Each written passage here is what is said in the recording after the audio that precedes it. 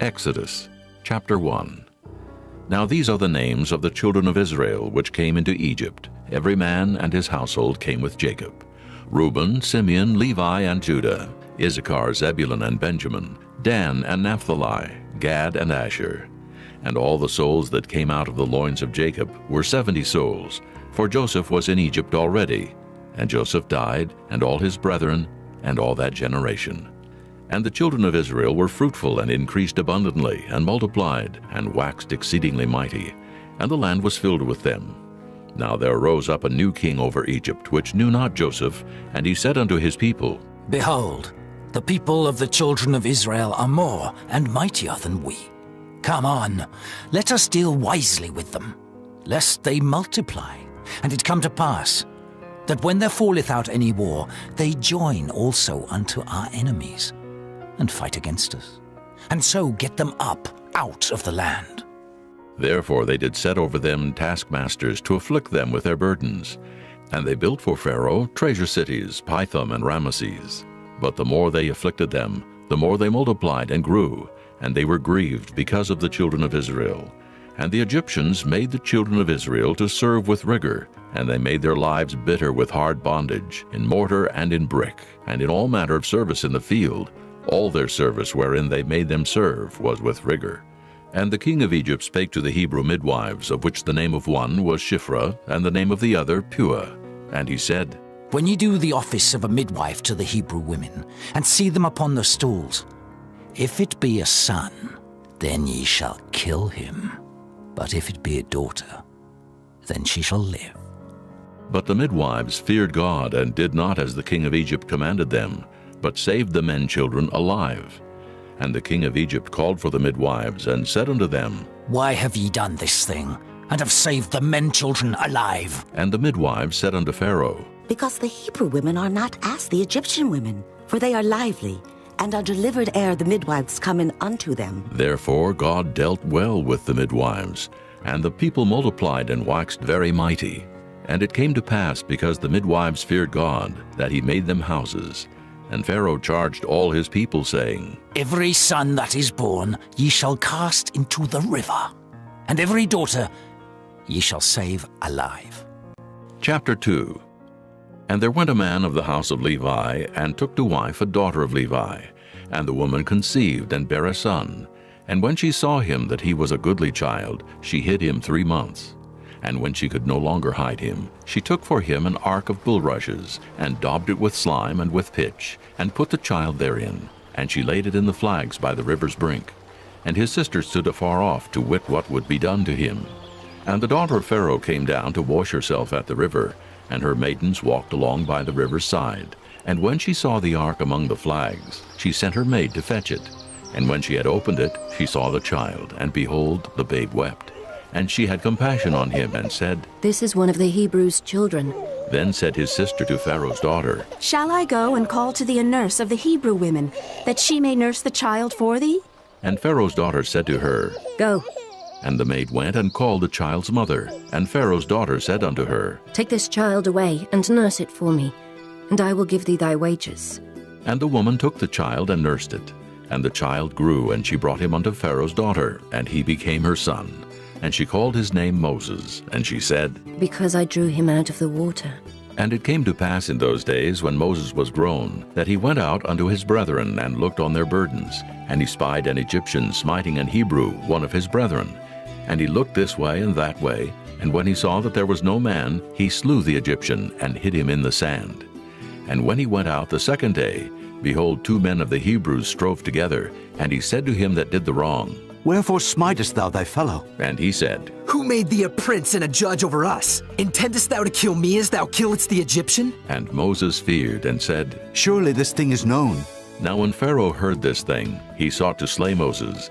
But Moses fled from the face of Pharaoh, and dwelt in the land of Midian. And he sat down by a well. Now the priest of Midian had 7 daughters, and they came and drew water, and filled the troughs to water their father's flock. And the shepherds came and drove them away. But Moses stood up and helped them, and watered their flock.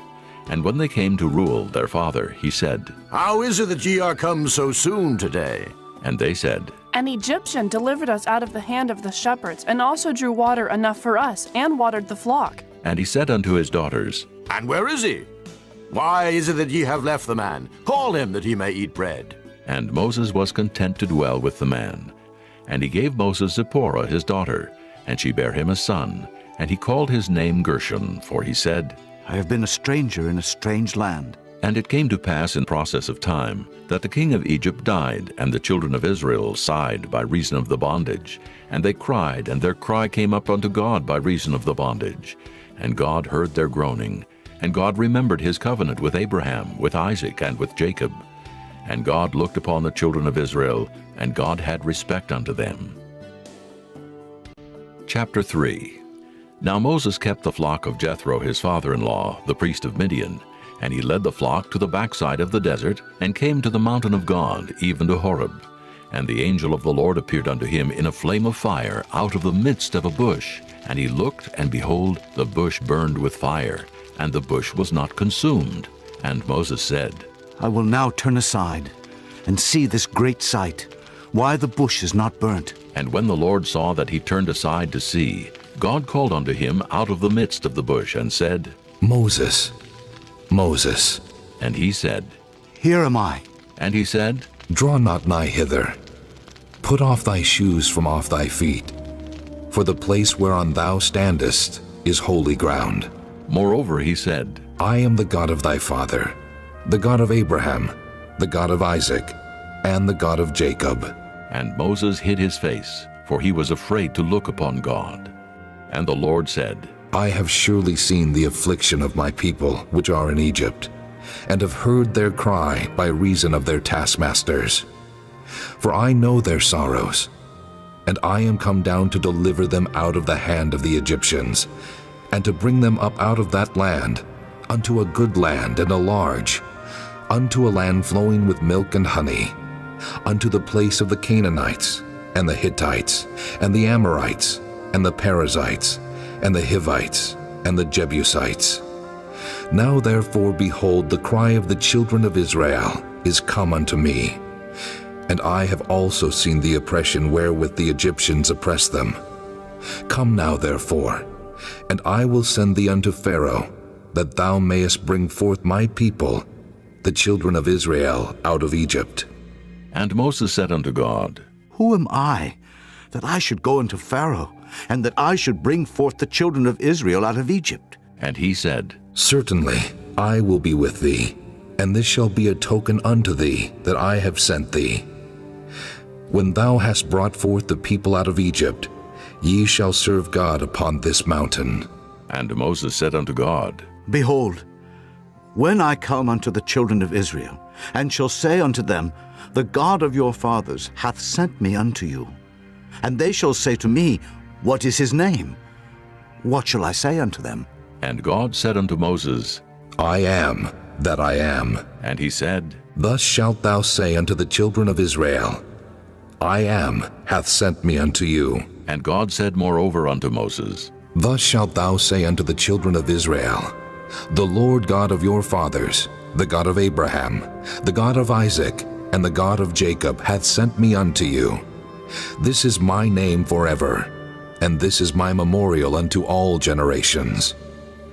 Go and gather the elders of Israel together, and say unto them, The Lord God of your fathers, the God of Abraham, of Isaac, and of Jacob, appeared unto me, saying, I have surely visited you, and seen that which is done to you in Egypt.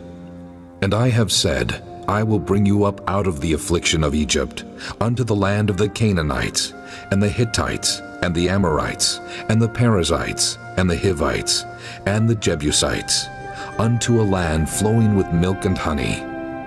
And they shall hearken to thy voice, and thou shalt come, thou and the elders of Israel, unto the king of Egypt, and ye shall say unto him, The Lord God of the Hebrews hath met with us, and now let us go. We beseech thee, 3 days' journey into the wilderness, that we may sacrifice to the Lord our God. And I am sure that the king of Egypt will not let you go, no, not by a mighty hand. And I will stretch out my hand and smite Egypt with all my wonders which I will do in the midst thereof. And after that he will let you go. And I will give this people favor in the sight of the Egyptians. And it shall come to pass, that when ye go, ye shall not go empty. But every woman shall borrow of her neighbor, and of her that sojourneth in her house, jewels of silver, and jewels of gold, and raiment. And ye shall put them upon your sons and upon your daughters, and ye shall spoil the Egyptians. Chapter 4. And Moses answered and said, But behold, they will not believe me, nor hearken unto my voice. For they will say, The Lord hath not appeared unto thee. And the Lord said unto him, What is that in thine hand? And he said, A rod. And he said, Cast it on the ground. And he cast it on the ground, and it became a serpent, and Moses fled from before it. And the Lord said unto Moses, Put forth thine hand, and take it by the tail. And he put forth his hand, and caught it, and it became a rod in his hand. That they may believe that the Lord God of their fathers, the God of Abraham, the God of Isaac, and the God of Jacob, hath appeared unto thee. And the Lord said furthermore unto him, Put now thine hand into thy bosom. And he put his hand into his bosom. And when he took it out, behold, his hand was leprous as snow. And he said, Put thine hand into thy bosom again. And he put his hand into his bosom again, and plucked it out of his bosom.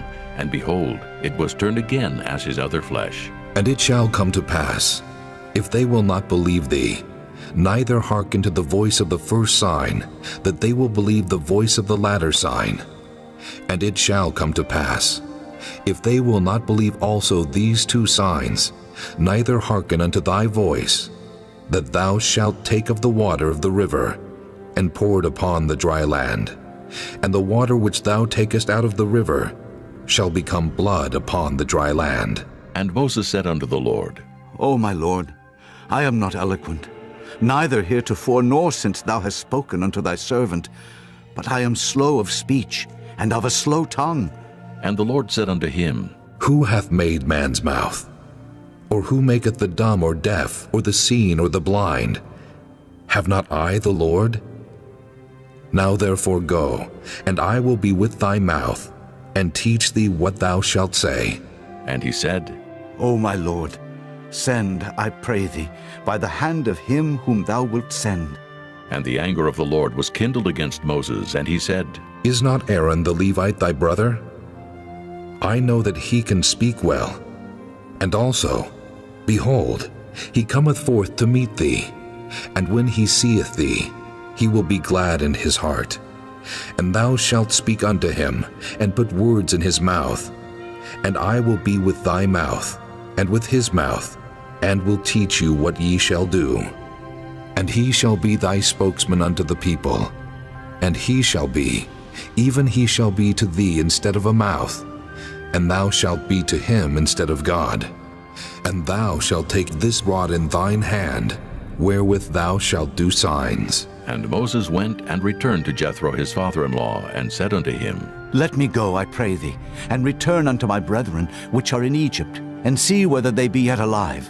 And Jethro said to Moses, Go in peace. And the Lord said unto Moses in Midian, Go, return into Egypt, for all the men are dead which sought thy life. And Moses took his wife and his sons, and set them upon an ass, and he returned to the land of Egypt. And Moses took the rod of God in his hand. And the Lord said unto Moses, When thou goest to return into Egypt, see that thou do all those wonders before Pharaoh, which I have put in thine hand. But I will harden his heart, that he shall not let the people go. And thou shalt say unto Pharaoh, Thus saith the Lord, Israel is my son, even my firstborn. And I say unto thee, Let my son go, that he may serve me.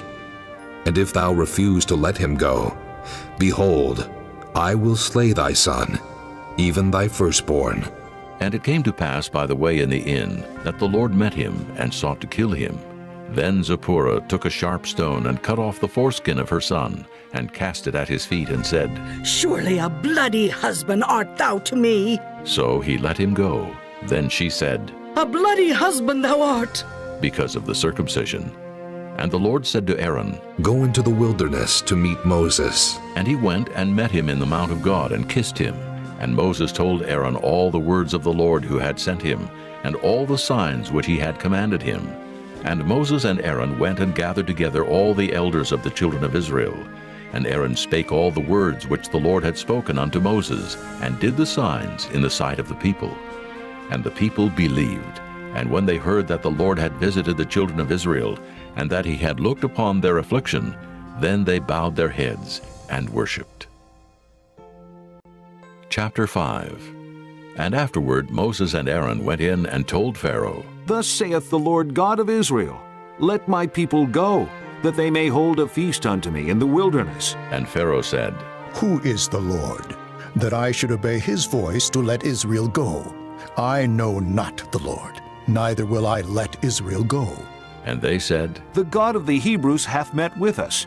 Let us go, we pray thee, 3 days' journey into the desert, and sacrifice unto the Lord our God, lest he fall upon us with pestilence or with the sword. And the king of Egypt said unto them, Wherefore do ye, Moses and Aaron, let the people from their works get you unto your burdens? And Pharaoh said, Behold, the people of the land now are many, and ye make them rest from their burdens. And Pharaoh commanded the same day the taskmasters of the people and their officers, saying, Ye shall no more give the people straw to make brick.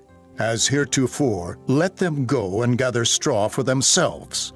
And the tale of the bricks, which they did make heretofore, ye shall lay upon them. Ye shall not diminish out thereof, for they be idle.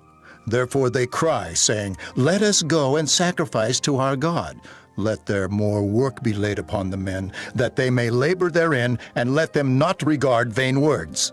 And the taskmasters of the people went out, and their officers, and they spake to the people, saying, Thus saith Pharaoh, I will not give you straw. Go ye, get you straw where ye can find it, yet not aught of your work shall be diminished. So the people were scattered abroad throughout all the land of Egypt to gather stubble instead of straw. And the taskmasters hasted them, saying, Fulfill your works, your daily tasks, as when there was straw. And the officers of the children of Israel, which Pharaoh's taskmasters had set over them, were beaten and demanded, Wherefore have ye not fulfilled your task in making brick both yesterday and today, as heretofore? Then the officers of the children of Israel came and cried unto Pharaoh, saying, Wherefore dealest thou thus with thy servants? There is no straw given unto thy servants, and they say to us, Make brick. And behold, thy servants are beaten, but the fault is in thine own people. But he said, Ye are idle. Ye are idle. Therefore ye say, Let us go and do sacrifice to the Lord. Go therefore now, and work. For there shall no straw be given you, yet shall ye deliver the tale of bricks. And the officers of the children of Israel did see that they were in evil case after it was said, Ye shall not diminish aught from your bricks of your daily task.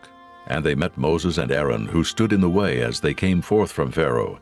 And they said unto them, The Lord look upon you and judge, because ye have made our savor to be abhorred in the eyes of Pharaoh, and in the eyes of his servants to put a sword in their hand to slay us. And Moses returned unto the Lord and said, Lord, wherefore hast thou so evil entreated this people? Why is it that thou hast sent me? For since I came to Pharaoh to speak in thy name, he hath done evil to this people. Neither hast thou delivered thy people at all. Chapter 6. Then the Lord said unto Moses, Now shalt thou see what I will do to Pharaoh. For with a strong hand shall he let them go, and with a strong hand shall he drive them out of his land. And God spake unto Moses and said unto him, I am the Lord, and I appeared unto Abraham, unto Isaac, and unto Jacob by the name of God Almighty. But by my name Jehovah was I not known to them. And I have also established my covenant with them, to give them the land of Canaan, the land of their pilgrimage, wherein they were strangers. And I have also heard the groaning of the children of Israel, whom the Egyptians keep in bondage, and I have remembered my covenant. Wherefore say unto the children of Israel, I am the Lord, and I will bring you out from under the burdens of the Egyptians, and I will rid you out of their bondage, and I will redeem you with a stretched out arm and with great judgments. And I will take you to me for a people, and I will be to you a God. and ye shall know that I am the Lord your God, which bringeth you out from under the burdens of the Egyptians. And I will bring you in unto the land, concerning the which I did swear to give it to Abraham, to Isaac, and to Jacob, and I will give it you for an heritage. I am the Lord. And Moses spake so unto the children of Israel, but they hearkened not unto Moses for anguish of spirit and for cruel bondage. And the Lord spake unto Moses, saying, Go in, speak unto Pharaoh king of Egypt, that he let the children of Israel go out of his land. And Moses spake before the Lord, saying, Behold, the children of Israel have not hearkened unto me. How then shall Pharaoh hear me, who am of uncircumcised lips? And the Lord spake unto Moses and unto Aaron, and gave them a charge unto the children of Israel, and unto Pharaoh king of Egypt, to bring the children of Israel out of the land of Egypt. These be the heads of their fathers' houses. The sons of Reuben, the firstborn of Israel, Hanok, and Palu, Hezron, and Carmi. These be the families of Reuben. And the sons of Simeon, Jemuel, and Jamin, and Ohad, and Jachin, and Zohar, and Shaul, the son of a Canaanitish woman. These are the families of Simeon. And these are the names of the sons of Levi according to their generations, Gershon, and Kohath, and Merari. And the years of the life of Levi were 137 years. The sons of Gershon, Libni, and Shimei, according to their families. And the sons of Kohath, Amram, and Izhar, and Hebron, and Uzziel. And the years of the life of Kohath were 133 years. And the sons of Merari, Mahali, and Mushi. These are the families of Levi, according to their generations. And Amram took him Jochebed, his father's sister, to wife, and she bare him Aaron and Moses. And the years of the life of Amram were 137 years. And the sons of Izhar, Korah, and Nephig, and Zichri. And the sons of Uzziel, Mishael, and Elzaphan, and Zithri. And Aaron took him Elisheba, daughter of Aminadab, sister of Naashon, to wife. And she bare him Nadab, and Abihu, Eleazar, and Ithamar.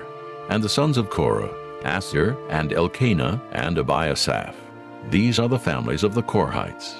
And Eleazar, Aaron's son, took him one of the daughters of Putiel to wife, and she bare him Phinehas. These are the heads of the fathers of the Levites according to their families. These are that Aaron and Moses, to whom the Lord said, Bring out the children of Israel from the land of Egypt according to their armies. These are they which spake to Pharaoh king of Egypt to bring out the children of Israel from Egypt. These are that Moses and Aaron. And it came to pass on the day when the Lord spake unto Moses in the land of Egypt, that the Lord spake unto Moses, saying, I am the Lord. Speak thou unto Pharaoh king of Egypt all that I say unto thee. And Moses said before the Lord, Behold, I am of uncircumcised lips, and how shall Pharaoh hearken unto me? Chapter 7. And the Lord said unto Moses, See, I have made thee a god to Pharaoh, and Aaron thy brother shall be thy prophet. Thou shalt speak all that I command thee, and Aaron thy brother shall speak unto Pharaoh, that he send the children of Israel out of his land. And I will harden Pharaoh's heart, and multiply my signs and my wonders in the land of Egypt. But Pharaoh shall not hearken unto you, that I may lay my hand upon Egypt, and bring forth mine armies, and my people, the children of Israel, out of the land of Egypt by great judgments. And the Egyptians shall know that I am the Lord, when I stretch forth mine hand upon Egypt, and bring out the children of Israel from among them. And Moses and Aaron did as the Lord commanded them, so did they. And Moses was 80 years old, and Aaron 83 years old, when they spake unto Pharaoh. And the Lord spake unto Moses and unto Aaron, saying, When Pharaoh shall speak unto you, saying, Show a miracle for you, then thou shalt say unto Aaron, Take thy rod, and cast it before Pharaoh, and it shall become a serpent. And Moses and Aaron went in unto Pharaoh, and they did so as the Lord had commanded. And Aaron cast down his rod before Pharaoh, and before his servants, and it became a serpent. Then Pharaoh also called the wise men and the sorcerers. Now the magicians of Egypt, they also did in like manner with their enchantments. For they cast down every man his rod, and they became serpents. But Aaron's rod swallowed up their rods. And he hardened Pharaoh's heart, that he hearkened not unto them, as the Lord had said. And the Lord said unto Moses, Pharaoh's heart is hardened, he refuseth to let the people go. Get thee unto Pharaoh in the morning. Lo, he goeth out unto the water. And thou shalt stand by the river's brink against Hecom. And the rod which was turned to a serpent shalt thou take in thine hand.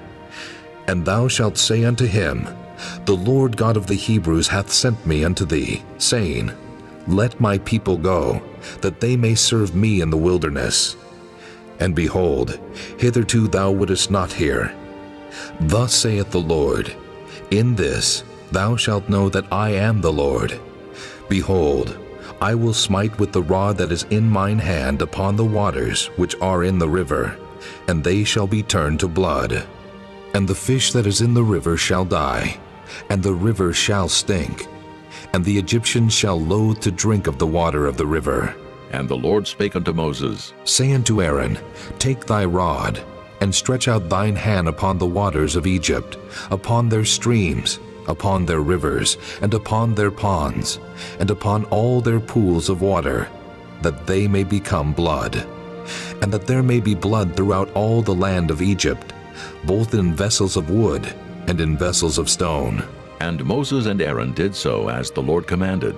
And he lifted up the rod, and smote the waters that were in the river in the sight of Pharaoh, and in the sight of his servants. And all the waters that were in the river were turned to blood, and the fish that was in the river died. And the river stank, and the Egyptians could not drink of the water of the river, and there was blood throughout all the land of Egypt. And the magicians of Egypt did so with their enchantments, and Pharaoh's heart was hardened, neither did he hearken unto them as the Lord had said. And Pharaoh turned and went into his house, neither did he set his heart to this also. And all the Egyptians digged round about the river for water to drink, for they could not drink of the water of the river. And 7 days were fulfilled after that the Lord had smitten the river. Chapter 8. And the Lord spake unto Moses, Go unto Pharaoh, and say unto him, Thus saith the Lord, Let my people go, that they may serve me. And if thou refuse to let them go, behold, I will smite all thy borders with frogs, and the river shall bring forth frogs abundantly, which shall go up and come into thine house, and into thy bedchamber, and upon thy bed, and into the house of thy servants, and upon thy people, and into thine ovens, and into thy kneading troughs. And the frogs shall come up both on thee, and upon thy people, and upon all thy servants.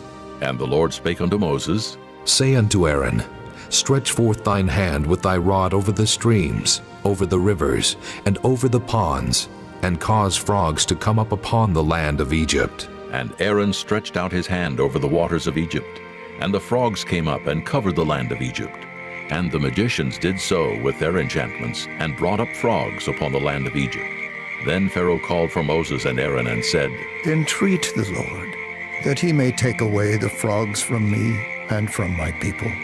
And I will let the people go, that they may do sacrifice unto the Lord. And Moses said unto Pharaoh, Glory over me. When shall I entreat for thee, and for thy servants, and for thy people, to destroy the frogs from thee and thy houses, that they may remain in the river only? And he said, Tomorrow. And he said, Be it according to thy word, that thou mayest know that there is none like unto the Lord our God. And the frogs shall depart from thee, and from thy houses, and from thy servants, and from thy people. They shall remain in the river only. And Moses and Aaron went out from Pharaoh, and Moses cried unto the Lord because of the frogs which he had brought against Pharaoh. And the Lord did according to the word of Moses, and the frogs died out of the houses, out of the villages, and out of the fields. And they gathered them together upon heaps, and the land stank. But when Pharaoh saw that there was respite, he hardened his heart, and hearkened not unto them as the Lord had said. And the Lord said unto Moses, Say unto Aaron, Stretch out thy rod, and smite the dust of the land, that it may become lice throughout all the land of Egypt. And they did so. For Aaron stretched out his hand with his rod, and smote the dust of the earth, and it became lice in man and in beast. All the dust of the land became lice throughout all the land of Egypt. And the magicians did so with their enchantments to bring forth lice, but they could not. So there were lice upon man and upon beast.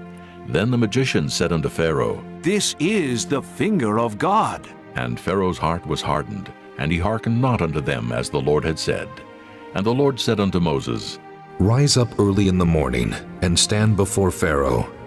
Lo, he cometh forth to the water, and say unto him, Thus saith the Lord, Let my people go, that they may serve me. Else, if thou wilt not let my people go, behold, I will send swarms of flies upon thee, and upon thy servants, and upon thy people, and into thy houses, and the houses of the Egyptians shall be full of swarms of flies, and also the ground whereon they are. And I will sever in that day the land of Goshen, in which my people dwell, that no swarms of flies shall be there, to the end thou mayest know that I am the Lord in the midst of the earth. And I will put a division between my people and thy people. Tomorrow shall this sign be. And the Lord did so, and there came a grievous swarm of flies into the house of Pharaoh, and into his servants' houses, and into all the land of Egypt. The land was corrupted by reason of the swarm of flies. And Pharaoh called for Moses and for Aaron, and said, Go ye, sacrifice to your God in the land. And Moses said, It is not meet so to do, for we shall sacrifice the abomination of the Egyptians to the Lord our God. Lo, shall we sacrifice the abomination of the Egyptians before their eyes? And will they not stone us? We will go 3 days' journey into the wilderness, and sacrifice to the Lord our God, as he shall command us. And Pharaoh said, I will let you go, that ye may sacrifice to the Lord your God in the wilderness. Only ye shall not go very far away. Entreat for me. And Moses said, Behold, I go out from thee, and I will entreat the Lord that the swarms of flies may depart from Pharaoh, from his servants, and from his people tomorrow. But let not Pharaoh deal deceitfully any more in not letting the people go to sacrifice to the Lord. And Moses went out from Pharaoh and entreated the Lord. And the Lord did according to the word of Moses, and he removed the swarms of flies from Pharaoh, from his servants, and from his people. There remained not one. And Pharaoh hardened his heart at this time also, neither would he let the people go. Chapter 9. Then the Lord said unto Moses, Go in unto Pharaoh, and tell him, Thus saith the Lord God of the Hebrews, Let my people go, that they may serve me. For if thou refuse to let them go, and wilt hold them still, behold, the hand of the Lord is upon thy cattle, which is in the field, upon the horses, upon the asses, upon the camels, upon the oxen, and upon the sheep. There shall be a very grievous murrain. And the Lord shall sever between the cattle of Israel and the cattle of Egypt, and there shall nothing die of all that is the children's of Israel. And the Lord appointed a set time, saying, Tomorrow the Lord shall do this thing in the land. And the Lord did that thing on the morrow, and all the cattle of Egypt died, but of the cattle of the children of Israel died not one.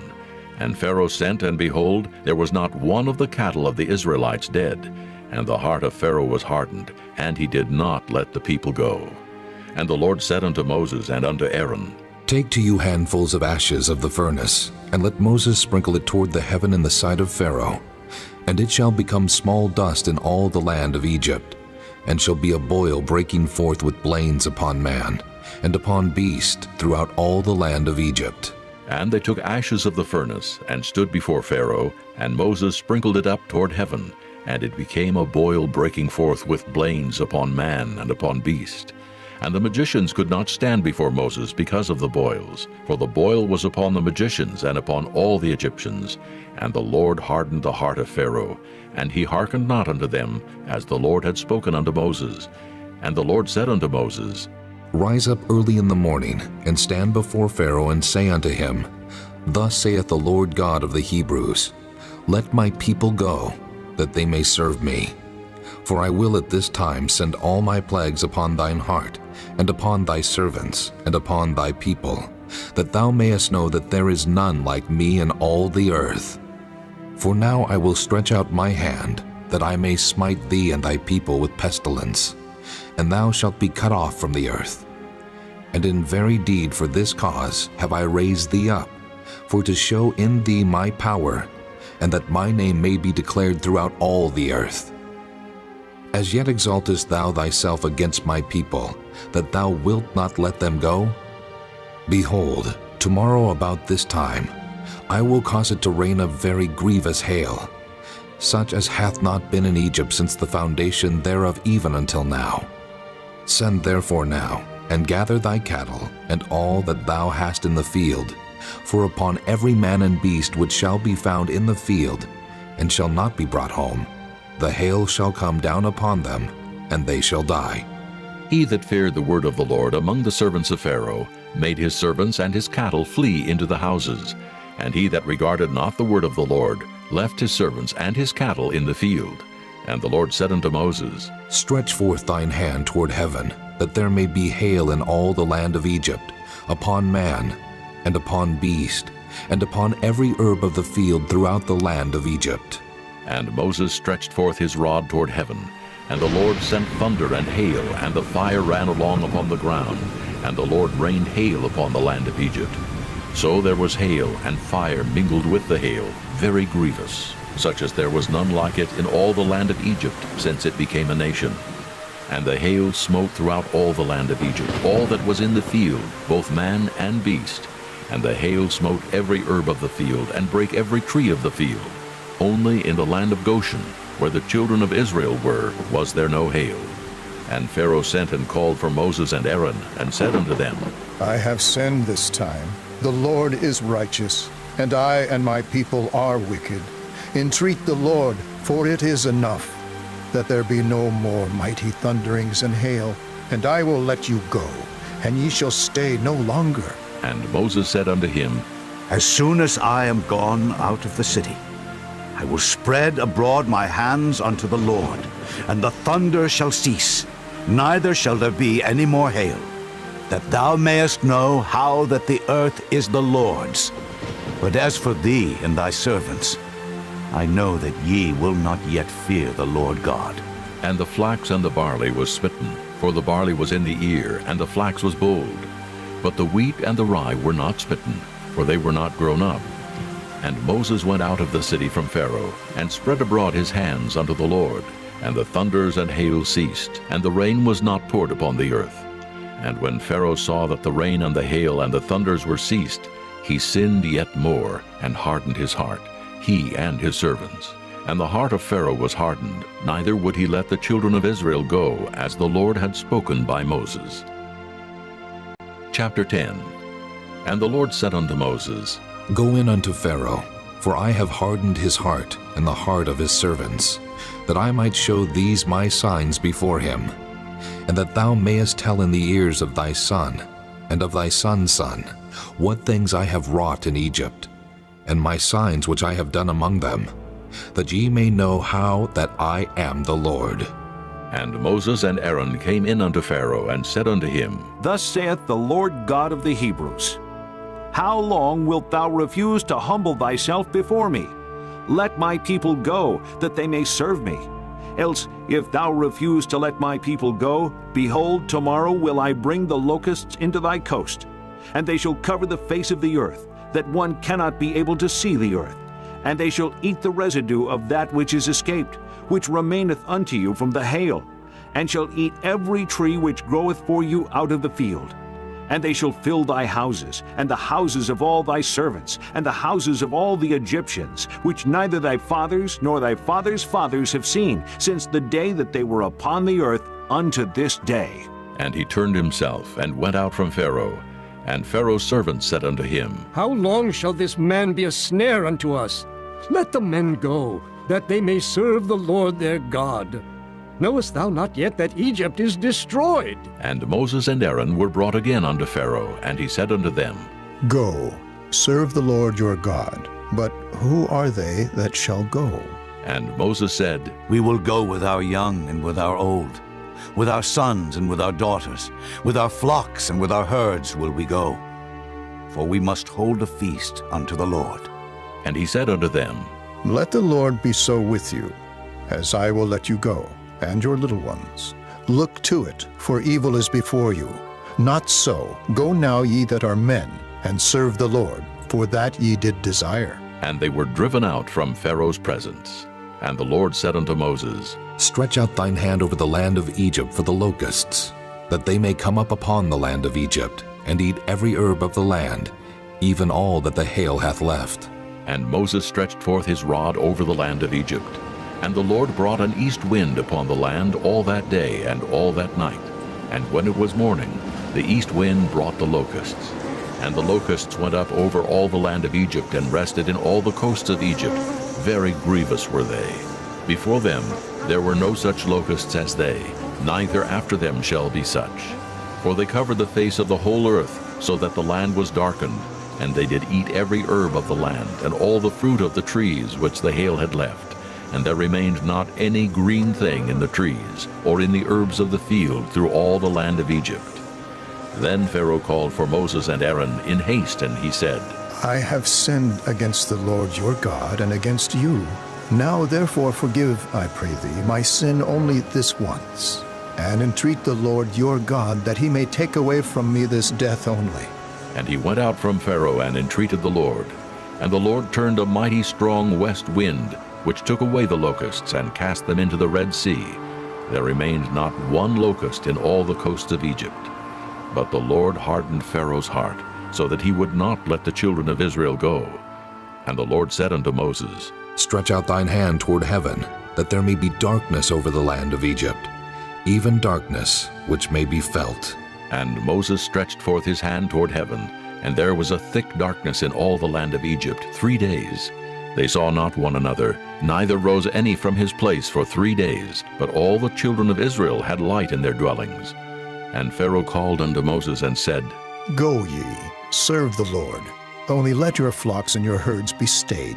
Let your little ones also go with you. And Moses said, Thou must give us also sacrifices and burnt offerings, that we may sacrifice unto the Lord our God.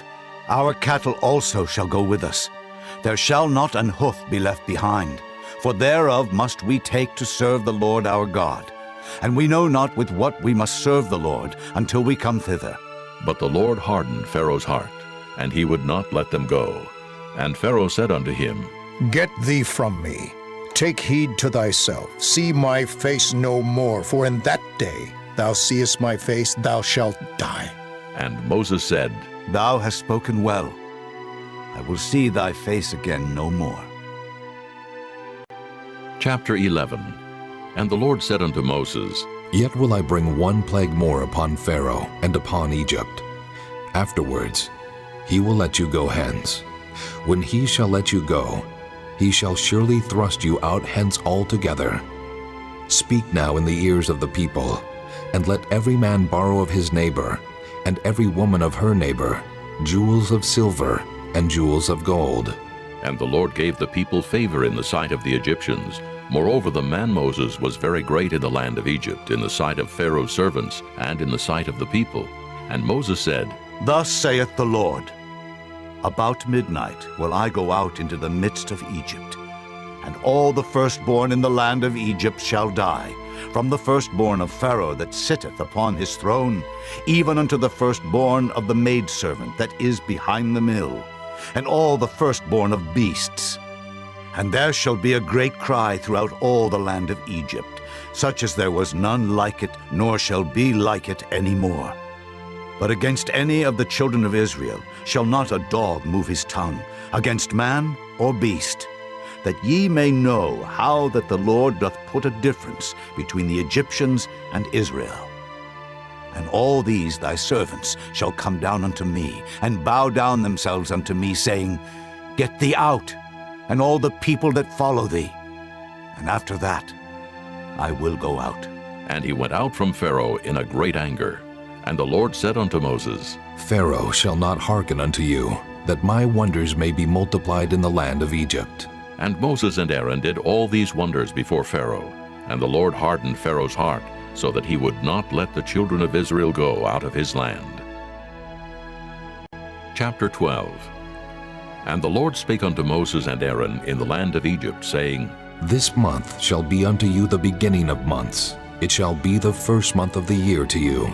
Speak ye unto all the congregation of Israel, saying, In the 10th day of this month they shall take to them every man a lamb, according to the house of their fathers, a lamb for an house. And if the household be too little for the lamb, let him and his neighbor next unto his house take it according to the number of the souls. Every man according to his eating shall make your count for the lamb. Your lamb shall be without blemish, a male of the first year. Ye shall take it out from the sheep, or from the goats, and ye shall keep it up until the 14th day of the same month. And the whole assembly of the congregation of Israel shall kill it in the evening. And they shall take of the blood, and strike it on the 2 side posts, and on the upper doorpost of the houses, wherein they shall eat it. And they shall eat the flesh in that night, roast with fire and unleavened bread, and with bitter herbs they shall eat it. Eat not of it raw, nor sodden at all with water, but roast with fire his head with his legs, and with the purtenance thereof. And ye shall let nothing of it remain until the morning. And that which remaineth of it until the morning ye shall burn with fire. And thus shall ye eat it, with your loins girded, your shoes on your feet, and your staff in your hand. And ye shall eat it in haste. It is the Lord's Passover. For I will pass through the land of Egypt this night, and will smite all the firstborn in the land of Egypt, both man and beast, and against all the gods of Egypt I will execute judgment. I am the Lord. And the blood shall be to you for a token upon the houses where ye are. And when I see the blood, I will pass over you, and the plague shall not be upon you to destroy you when I smite the land of Egypt. And this day shall be unto you for a memorial, and ye shall keep it a feast to the Lord throughout your generations. Ye shall keep it a feast by an ordinance forever. 7 days shall ye eat unleavened bread. Even the first day ye shall put away leaven out of your houses. For whosoever eateth leavened bread from the first day until the 7th day, that soul shall be cut off from Israel. And in the first day there shall be an holy convocation, and in the 7th day there shall be an holy convocation to you. No manner of work shall be done in them, save that which every man must eat, that only may be done of you. And ye shall observe the feast of unleavened bread. For in this selfsame day have I brought your armies out of the land of Egypt. Therefore shall ye observe this day in your generations by an ordinance forever. In the first month, on the 14th day of the month at even, ye shall eat unleavened bread until the 21st day of the month at even. 7 days shall there be no leaven found in your houses. For whosoever eateth that which is leavened, even that soul shall be cut off from the congregation of Israel, whether he be a stranger or born in the land. Ye shall eat nothing leavened. In all your habitations shall ye eat unleavened bread. Then Moses called for all the elders of Israel and said unto them, Draw out and take you a lamb according to your families, and kill the Passover. And ye shall take a bunch of hyssop, and dip it in the blood that is in the basin, and strike the lintel and the 2 side posts with the blood that is in the basin. And none of you shall go out at the door of his house until the morning, for the Lord will pass through to smite the Egyptians. And when he seeth the blood upon the lintel and on the 2 side posts, the Lord will pass over the door, and will not suffer the destroyer to come in unto your houses to smite you. And ye shall observe this thing for an ordinance to thee and to thy sons forever. And it shall come to pass, when ye be come to the land which the Lord will give you, according as he hath promised, that ye shall keep this service. And it shall come to pass, when your children shall say unto you, What mean ye by this service? That ye shall say, It is the sacrifice of the Lord's Passover, who passed over the houses of the children of Israel in Egypt when he smote the Egyptians, and delivered our houses. And the people bowed the head and worshipped. And the children of Israel went away, and did as the Lord had commanded Moses and Aaron, so did they. And it came to pass that at midnight the Lord smote all the firstborn in the land of Egypt, from the firstborn of Pharaoh that sat on his throne, unto the firstborn of the captive that was in the dungeon, and all the firstborn of cattle. And Pharaoh rose up in the night, he and all his servants, and all the Egyptians, and there was a great cry in Egypt, for there was not a house where there was not one dead. And he called for Moses and Aaron by night and said, Rise up and get you forth from among my people, both ye and the children of Israel, and go, serve the Lord as ye have said. Also take your flocks and your herds, as ye have said, and be gone, and bless me also.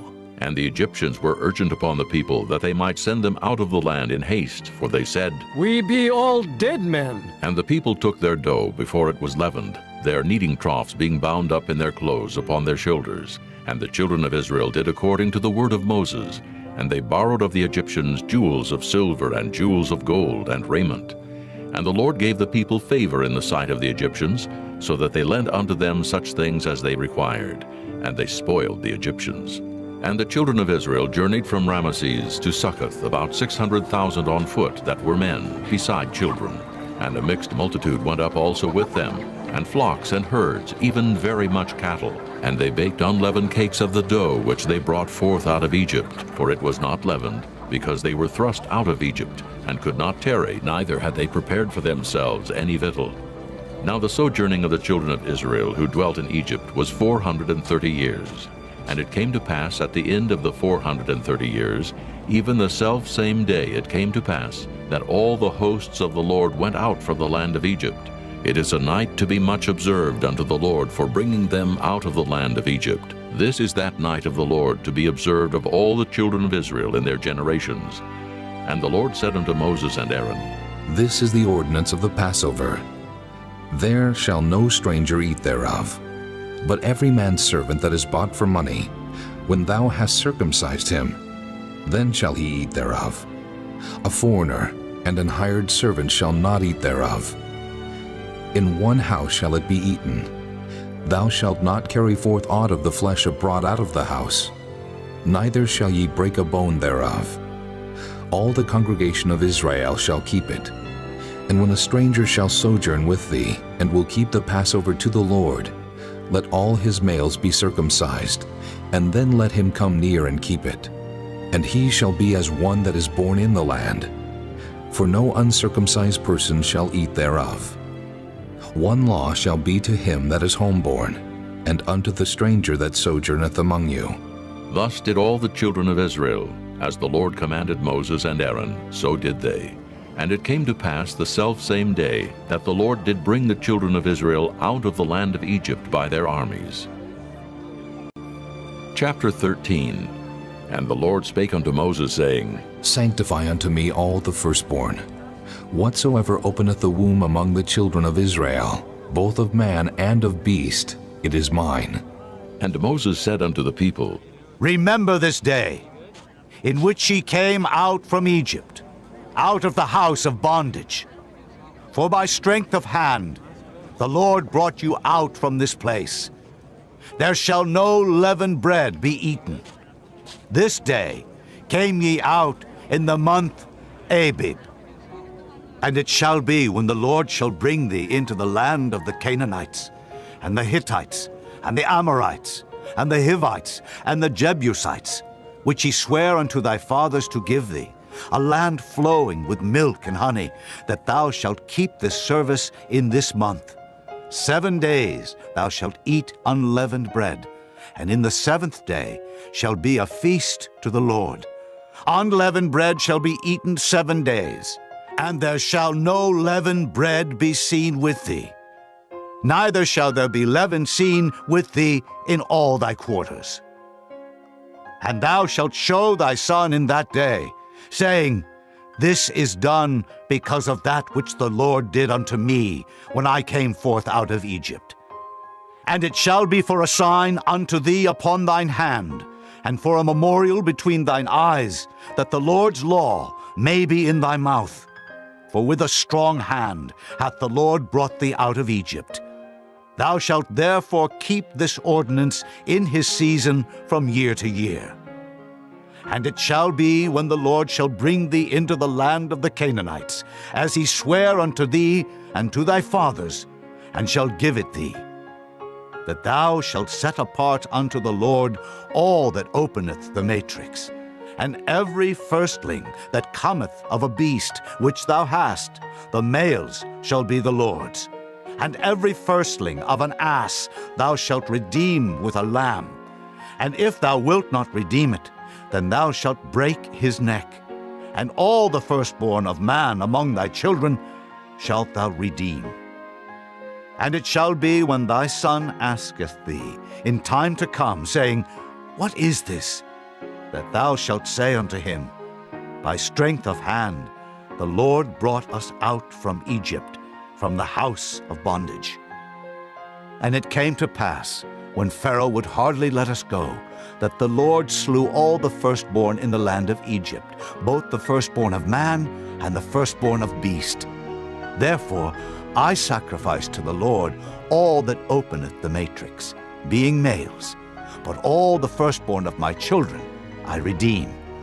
And it shall be for a token upon thine hand, and for frontlets between thine eyes, for by strength of hand the Lord brought us forth out of Egypt. And it came to pass, when Pharaoh had let the people go, that God led them not through the way of the land of the Philistines, although that was near. For God said, Lest peradventure the people repent when they see war, and they return to Egypt. But God led the people about through the way of the wilderness of the Red Sea. And the children of Israel went up harnessed out of the land of Egypt. And Moses took the bones of Joseph with him, for he had straitly sworn the children of Israel, saying, God will surely visit you, and ye shall carry up my bones away hence with you. And they took their journey from Succoth, and encamped in Etham in the edge of the wilderness. And the Lord went before them by day in a pillar of cloud to lead them the way, and by night in a pillar of fire to give them light, to go by day and night. He took not away the pillar of the cloud by day, nor the pillar of fire by night from before the people. Chapter 14. And the Lord spake unto Moses, saying, Speak unto the children of Israel, that they turn and encamp before Pi-hahiroth, between Migdol and the sea, over against Baal-zephon. Before it shall ye encamp by the sea. For Pharaoh will say of the children of Israel, They are entangled in the land. The wilderness hath shut them in. And I will harden Pharaoh's heart, that he shall follow after them. And I will be honored upon Pharaoh, and upon all his host, that the Egyptians may know that I am the Lord. And they did so. And it was told the king of Egypt that the people fled. And the heart of Pharaoh and of his servants was turned against the people, and they said, Why have we done this, that we have let Israel go from serving us? And he made ready his chariot, and took his people with him. And he took 600 chosen chariots, and all the chariots of Egypt, and captains over every one of them. And the Lord hardened the heart of Pharaoh, king of Egypt, and he pursued after the children of Israel. And the children of Israel went out with an high hand. But the Egyptians pursued after them, all the horses and chariots of Pharaoh, and his horsemen, and his army, and overtook them encamping by the sea beside Pi-hahiroth, before Baal-zephon. And when Pharaoh drew nigh, the children of Israel lifted up their eyes, and behold, the Egyptians marched after them, and they were sore afraid. And the children of Israel cried out unto the Lord, and they said unto Moses, Because there were no graves in Egypt hast thou taken us away to die in the wilderness? Wherefore hast thou dealt thus with us, to carry us forth out of Egypt? Is not this the word that we did tell thee in Egypt, saying, Let us alone, that we may serve the Egyptians? For it had been better for us to serve the Egyptians than that we should die in the wilderness. And Moses said unto the people, Fear ye not. Stand still, and see the salvation of the Lord, which he will show to you today. For the Egyptians, whom ye have seen today, ye shall see them again no more forever. The Lord shall fight for you, and ye shall hold your peace.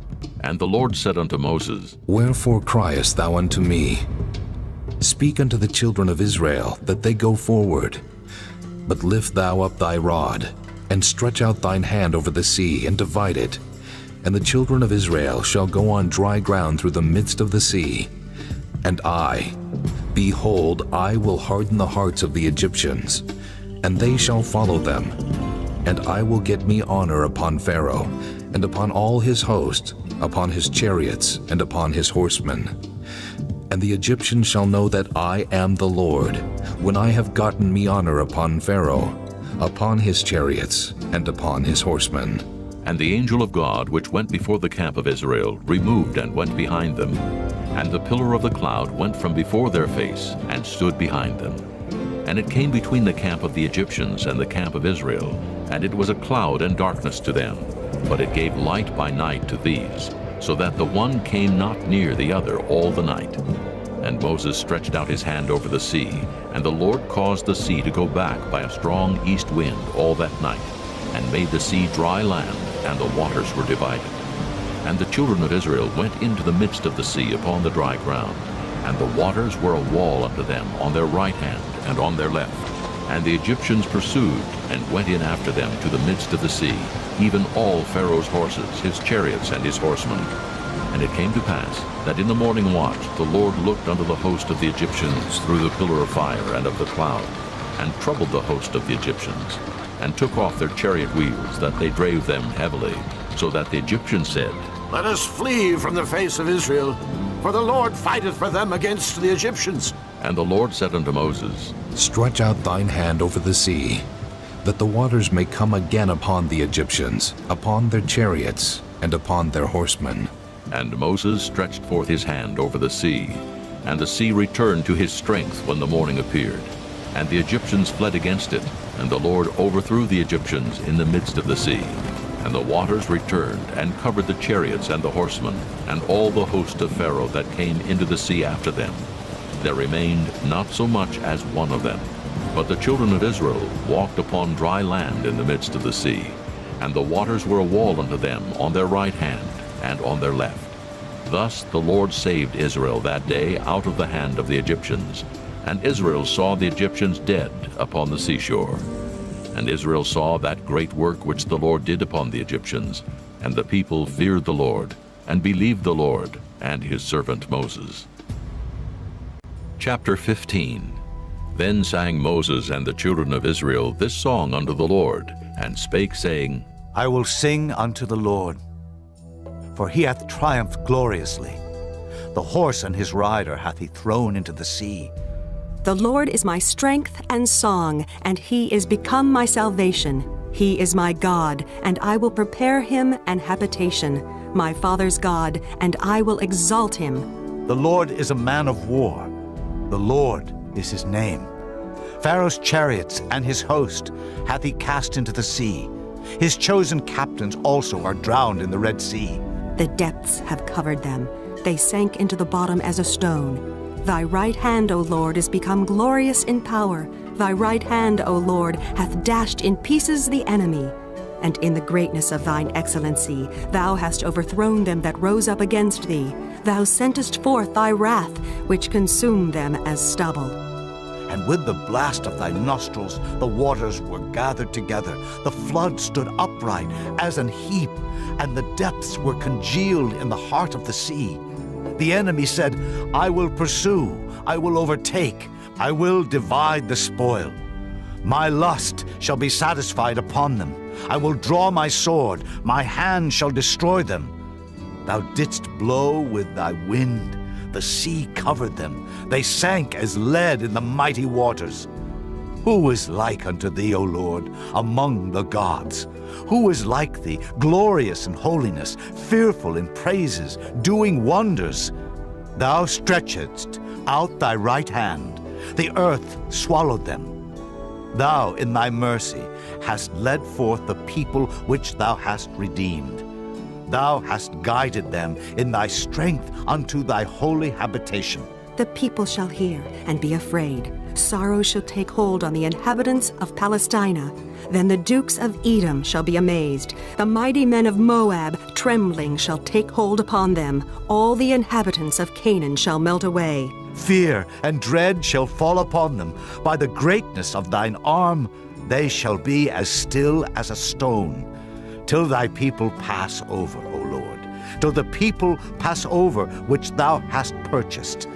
Thou shalt bring them in, and plant them in the mountain of thine inheritance, in the place, O Lord, which thou hast made for thee to dwell in the sanctuary, O Lord, which thy hands have established.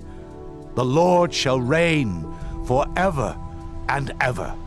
For the horse of Pharaoh went in with his chariots and with his horsemen into the sea, And the Lord brought again the waters of the sea upon them. But the children of Israel went on dry land in the midst of the sea. And Miriam the prophetess, the sister of Aaron, took a timbrel in her hand, and all the women went out after her with timbrels and with dances. And Miriam answered them, Sing ye to the Lord, for he hath triumphed gloriously. The horse and his rider hath he thrown into the sea. So Moses brought Israel from the Red Sea, and they went out into the wilderness of Shur. And they went 3 days in the wilderness and found no water. And when they came to Marah, they could not drink of the waters of Marah, for they were bitter. Therefore the name of it was called Marah. And the people murmured against Moses, saying, What shall we drink? And he cried unto the Lord.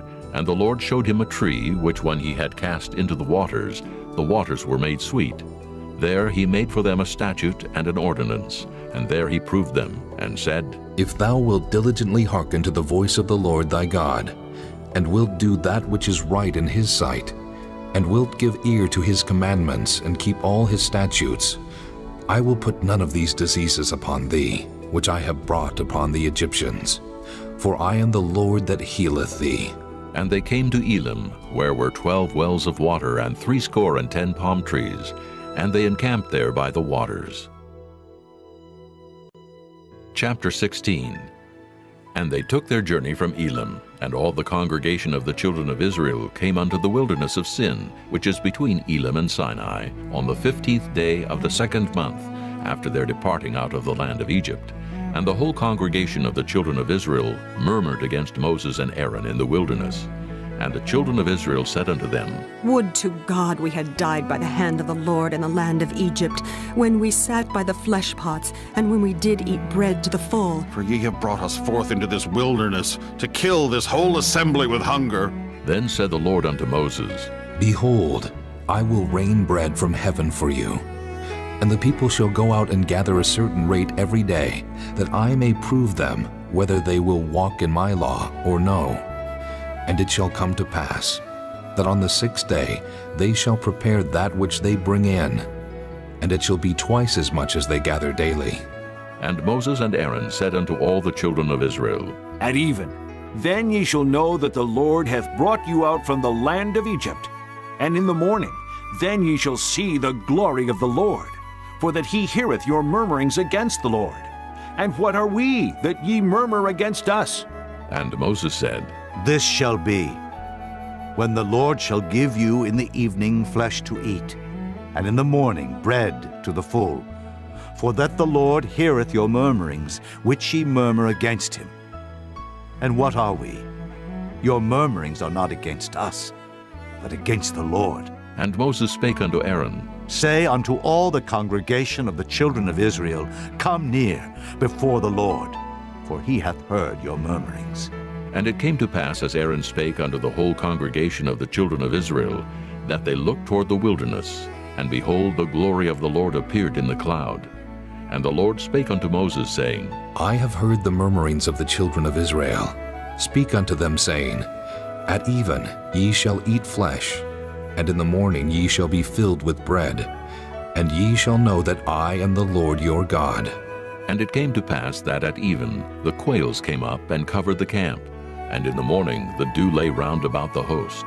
And when the dew that lay was gone up, behold, upon the face of the wilderness there lay a small round thing, as small as the hoarfrost on the ground. And when the children of Israel saw it, they said one to another, It is manna. For they wist not what it was. And Moses said unto them, This is the bread which the Lord hath given you to eat. This is the thing which the Lord hath commanded. Gather of it every man according to his eating, an omer for every man according to the number of your persons. Take ye every man for them which are in his tents. And the children of Israel did so, and gathered some more, some less. And when they did meet it with an omer, he that gathered much had nothing over, and he that gathered little had no lack. They gathered every man according to his eating. And Moses said, Let no man leave of it till the morning. Notwithstanding, they hearkened not unto Moses, but some of them left of it until the morning, and it bred worms, and stank. And Moses was wroth with them. And they gathered it every morning, every man according to his eating, and when the sun waxed hot, it melted. And it came to pass that on the 6th day they gathered twice as much bread, 2 omers for one man. And all the rulers of the congregation came and told Moses, and he said unto them, This is that which the Lord hath said. Tomorrow is the rest of the holy Sabbath unto the Lord. Bake that which ye will bake today, and seethe that ye will seethe, and that which remaineth over lay up for you to be kept until the morning. And they laid it up till the morning, as Moses bade. And it did not stink, neither was there any worm therein. And Moses said, Eat that today, for today is a Sabbath unto the Lord. Today ye shall not find it in the field. 6 days ye shall gather it, but on the 7th day, which is the Sabbath, in it there shall be none. And it came to pass that there went out some of the people on the 7th day for to gather, and they found none. And the Lord said unto Moses, How long refuse ye to keep my commandments and my laws? See, for that the Lord hath given you the Sabbath. Therefore he giveth you on the 6th day the bread of 2 days. Abide ye every man in his place. Let no man go out of his place on the 7th day. So the people rested on the 7th day. And the house of Israel called the name thereof manna, and it was like coriander seed, white, and the taste of it was like wafers made with honey. And Moses said, This is the thing which the Lord commandeth. Fill an omer of it, to be kept for your generations, that they may see the bread wherewith I have fed you in the wilderness, when I brought you forth from the land of Egypt. And Moses said unto Aaron, Take a pot and put an omer full of manna therein, and lay it up before the Lord, to be kept for your generations. As the Lord commanded Moses, so Aaron laid it up before the testimony to be kept. And the children of Israel did eat manna 40 years, until they came to a land inhabited. They did eat manna until they came unto the borders of the land of Canaan. Now an omer is the 10th part of an ephah.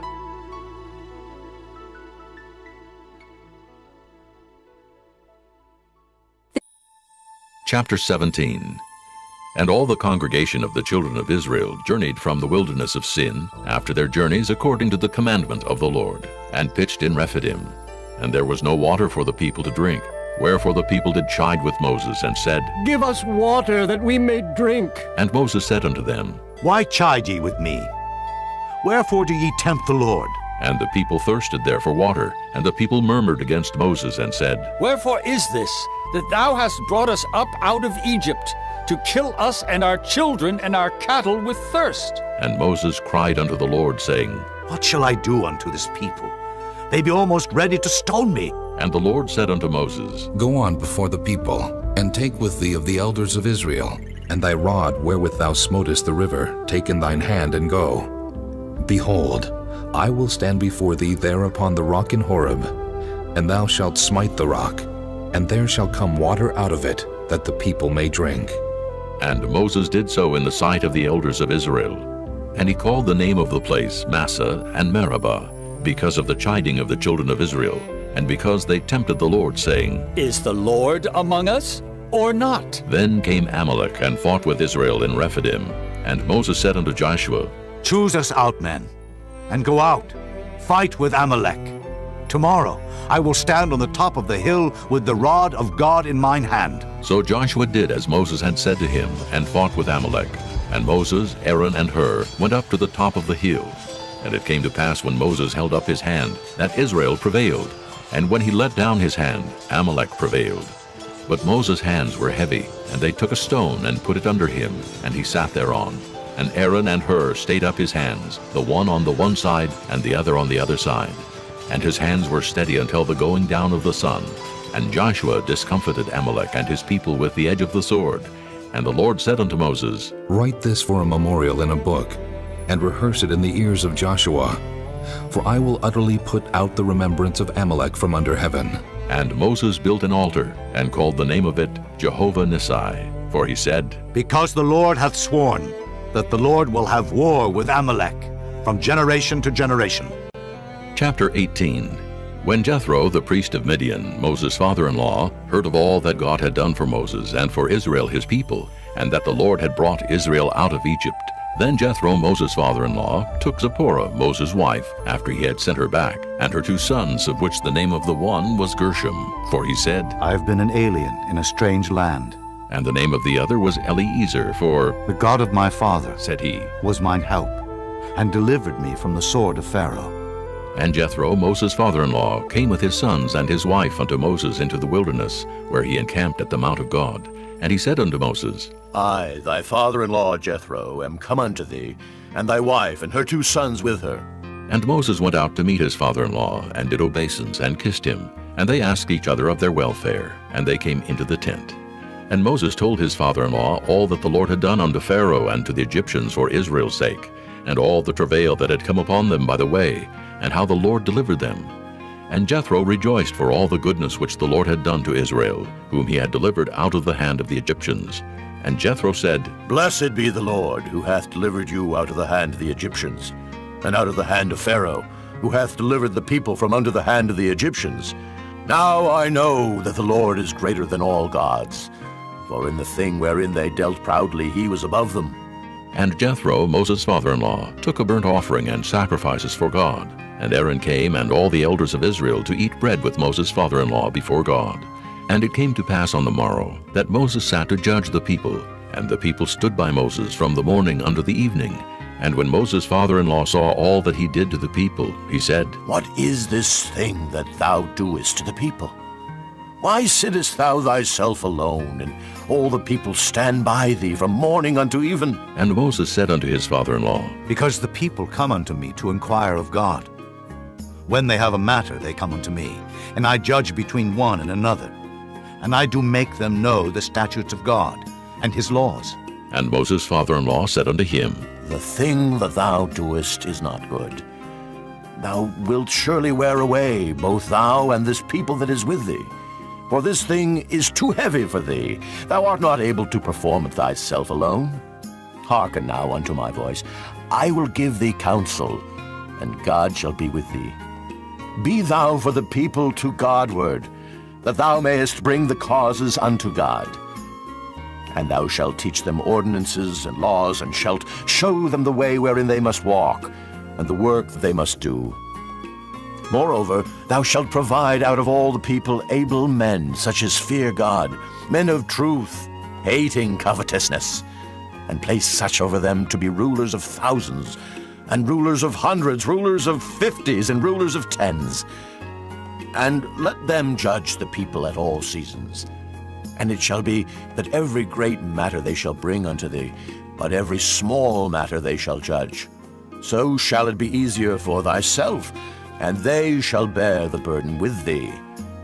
If thou shalt do this thing, and God command thee so, then thou shalt be able to endure, and all this people shall also go to their place in peace. So Moses hearkened to the voice of his father-in-law, and did all that he had said.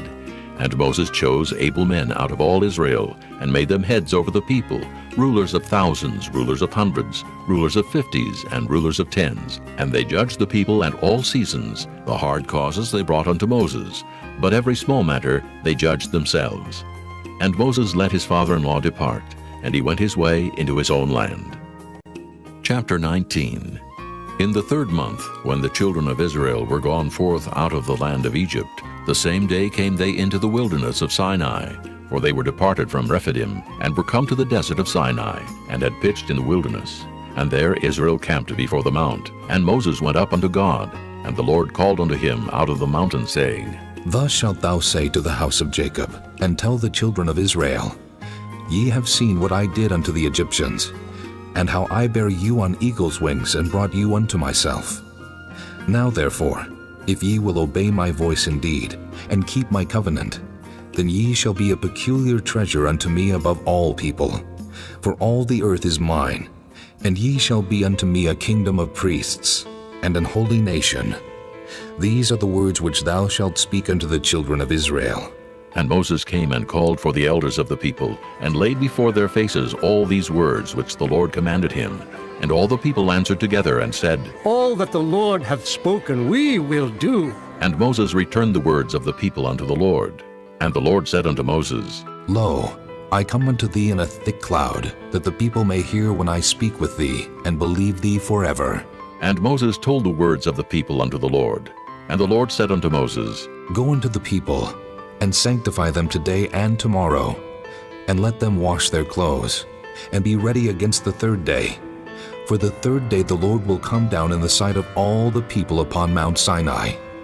And thou shalt set bounds unto the people round about, saying, Take heed to yourselves, that ye go not up into the mount, or touch the border of it.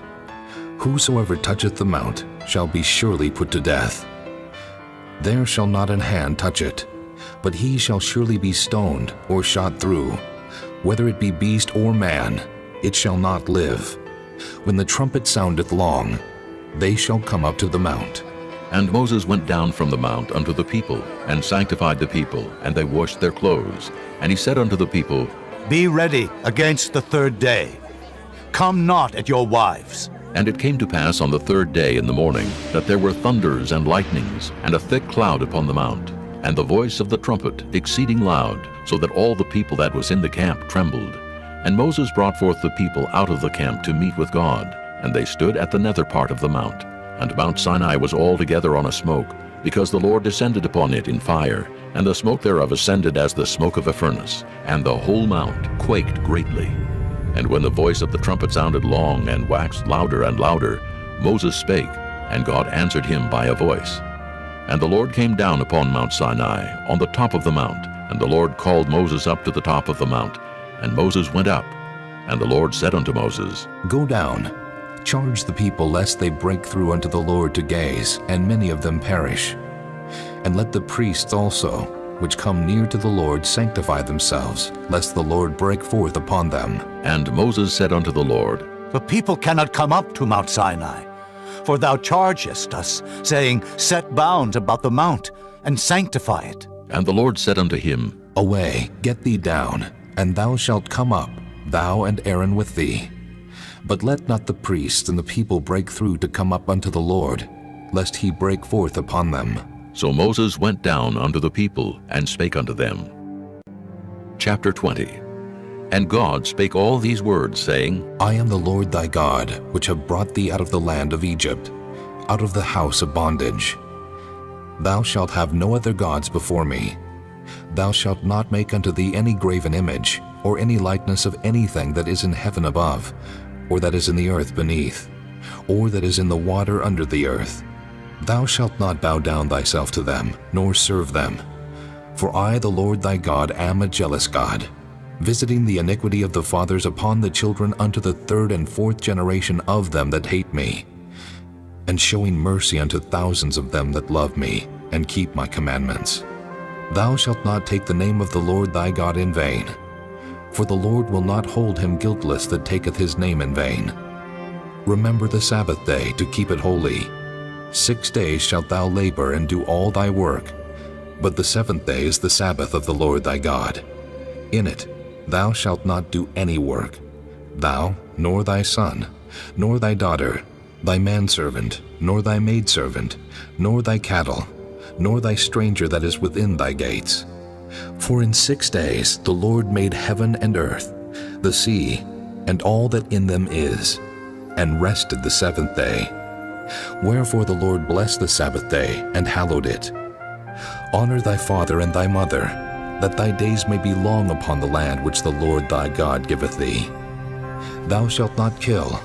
Thou shalt not commit adultery. Thou shalt not steal. Thou shalt not bear false witness against thy neighbor. Thou shalt not covet thy neighbor's house. Thou shalt not covet thy neighbor's wife, nor his manservant, nor his maidservant, nor his ox, nor his ass, nor anything that is thy neighbor's. And all the people saw the thunderings and the lightnings, and the noise of the trumpet, and the mountain smoking. And when the people saw it, they removed and stood afar off.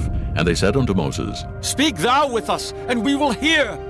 But let not God speak with us, lest we die. And Moses said unto the people, Fear not, for God is come to prove you, and that his fear may be before your faces, that ye sin not. And the people stood afar off. And Moses drew near unto the thick darkness where God was.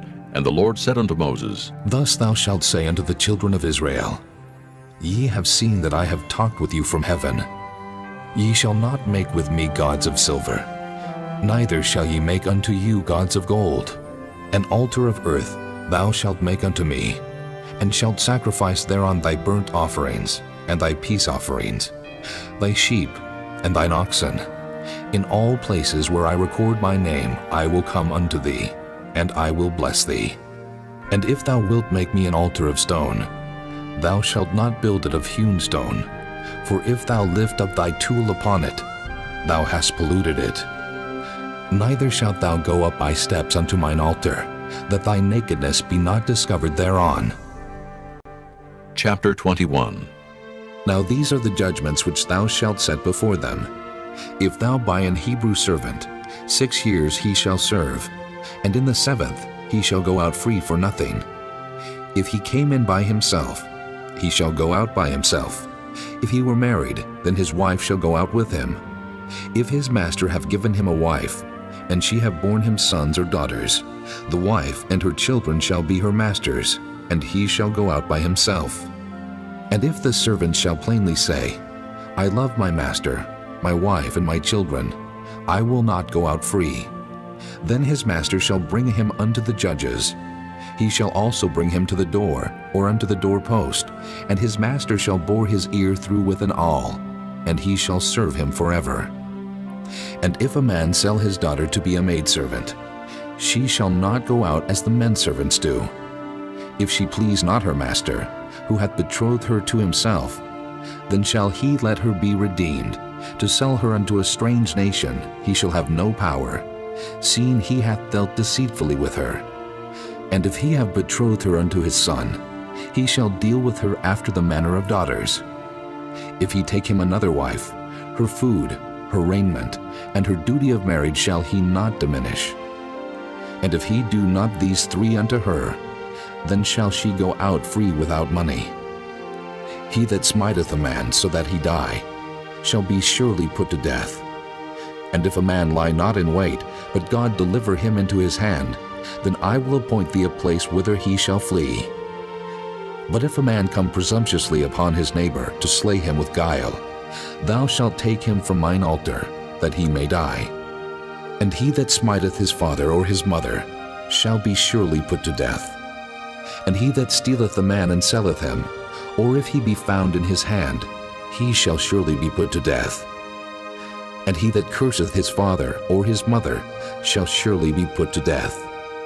And if men strive together, and one smite another with a stone or with his fist, and he die not, but keepeth his bed, if he rise again, and walk abroad upon his staff, then shall he that smote him be quit. Only he shall pay for the loss of his time, and shall cause him to be thoroughly healed. And if a man smite his servant or his maid with a rod, and he die under his hand, he shall be surely punished. Notwithstanding, if he continue a day or 2, he shall not be punished, for he is his money. If men strive and hurt a woman with child, so that her fruit depart from her, and yet no mischief follow, he shall be surely punished, according as the woman's husband will lay upon him, and he shall pay as the judges determine. And if any mischief follow, then thou shalt give life for life, eye for eye, tooth for tooth, hand for hand, foot for foot, burning for burning, wound for wound, stripe for stripe. And if a man smite the eye of his servant, or the eye of his maid, that it perish, he shall let him go free for his eye's sake. And if he smite out his manservant's tooth, or his maidservant's tooth, he shall let him go free for his tooth's sake. If an ox gore a man or a woman, that they die, then the ox shall be surely stoned, and his flesh shall not be eaten, but the owner of the ox shall be quit. But if the ox were wont to push with his horn in time past, and it hath been testified to his owner, and he hath not kept him in, but that he hath killed a man or a woman, the ox shall be stoned, and his owner also shall be put to death. If there be laid on him a sum of money, then he shall give for the ransom of his life whatsoever is laid upon him. Whether he have gored a son, or have gored a daughter, according to this judgment shall it be done unto him. If the ox shall push a manservant or a maidservant, he shall give unto their master 30 shekels of silver, and the ox shall be stoned. And if a man shall open a pit, or if a man shall dig a pit, and not cover it, and an ox or an ass fall therein, the owner of the pit shall make it good, and give money unto the owner of them, and the dead beast shall be his.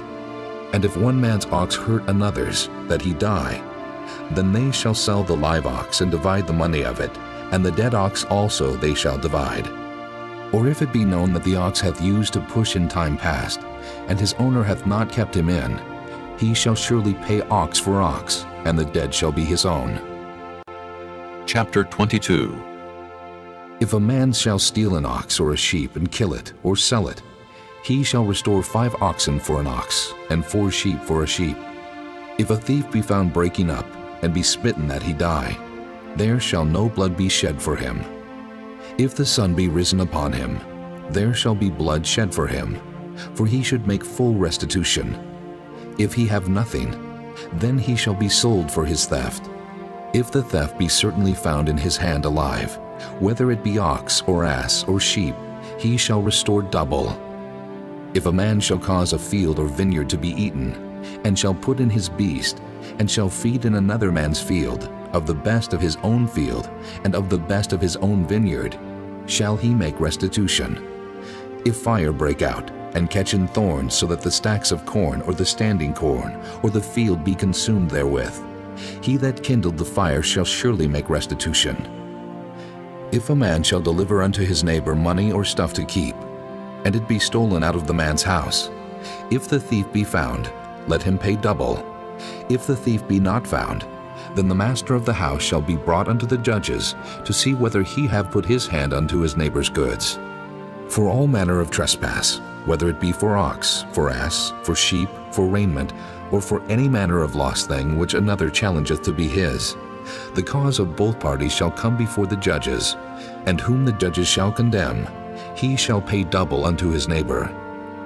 If a man deliver unto his neighbor an ass, or an ox, or a sheep, or any beast to keep, and it die, or be hurt, or driven away, no man seeing it, then shall an oath of the Lord be between them both, that he hath not put his hand unto his neighbor's goods, and the owner of it shall accept thereof, and he shall not make it good. And if it be stolen from him, he shall make restitution unto the owner thereof. If it be torn in pieces, then let him bring it for witness, and he shall not make good that which was torn. And if a man borrow aught of his neighbor, and it be hurt or die, the owner thereof being not with it, he shall surely make it good. But if the owner thereof be with it, he shall not make it good. If it be an hired thing, it came for his hire. And if a man entice a maid that is not betrothed, and lie with her, he shall surely endow her to be his wife. If her father utterly refuse to give her unto him, he shall pay money according to the dowry of virgins. Thou shalt not suffer a witch to live. Whosoever lieth with a beast shall surely be put to death. He that sacrificeth unto any god, save unto the Lord only, he shall be utterly destroyed. Thou shalt neither vex a stranger, nor oppress him, for ye were strangers in the land of Egypt. Ye shall not afflict any widow or fatherless child. If thou afflict them in any wise, and they cry at all unto me, I will surely hear their cry, and my wrath shall wax hot, and I will kill you with the sword, and your wives shall be widows, and your children fatherless. If thou lend money to any of my people that is poor by thee, thou shalt not be to him as an usurer, neither shalt thou lay upon him usury. If thou at all take thy neighbor's raiment to pledge, thou shalt deliver it unto him by that the sun goeth down, for that is his covering only. It is his raiment for his skin. Wherein shall he sleep? And it shall come to pass, when he crieth unto me, that I will hear, for I am gracious. Thou shalt not revile the gods, nor curse the ruler of thy people. Thou shalt not delay to offer the first of thy ripe fruits, and of thy liquors. The firstborn of thy son shalt thou give unto me. Likewise shalt thou do with thine oxen, and with thy sheep. 7 days it shall be with his dam. On the 8th day thou shalt give it me. And ye shall be holy men unto me. Neither shall ye eat any flesh that is torn of beast in the field. Ye shall cast it to the dogs. Chapter 23. Thou shalt not raise a false report. Put not thine hand with the wicked to be an unrighteous witness. Thou shalt not follow a multitude to do evil, neither shalt thou speak in a cause to decline after many to wrest judgment. Neither shalt thou countenance a poor man in his cause. If thou meet thine enemy's ox or his ass going astray, thou shalt surely bring it back to him again. If thou see the ass of him that hateth thee lying under his burden, and wouldest forbear to help him, thou shalt surely help with him. Thou shalt not wrest the judgment of thy poor in his cause. Keep thee far from a false matter, and the innocent and righteous slay thou not, for I will not justify the wicked. And thou shalt take no gift, for the gift blindeth the wise, and perverteth the words of the righteous. Also thou shalt not oppress a stranger, for ye know the heart of a stranger, seeing ye were strangers in the land of Egypt. And 6 years thou shalt sow thy land, and shalt gather in the fruits thereof. But the 7th year thou shalt let it rest and lie still, that the poor of thy people may eat, and what they leave the beasts of the field shall eat. In like manner thou shalt deal with thy vineyard, and with thy oliveyard. 6 days thou shalt do thy work, and on the 7th day thou shalt rest, that thine ox and thine ass may rest, and the son of thy handmaid, and the stranger may be refreshed.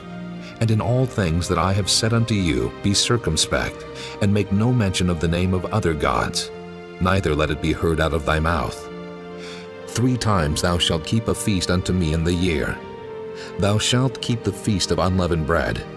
Thou shalt eat unleavened bread 7 days, as I commanded thee, in the time appointed of the month Abib, for in it thou camest out from Egypt. And none shall appear before me empty. And the feast of harvest, the first fruits of thy labors which thou hast sown in the field, and the feast of ingathering, which is in the end of the year, when thou hast gathered in thy labors out of the field.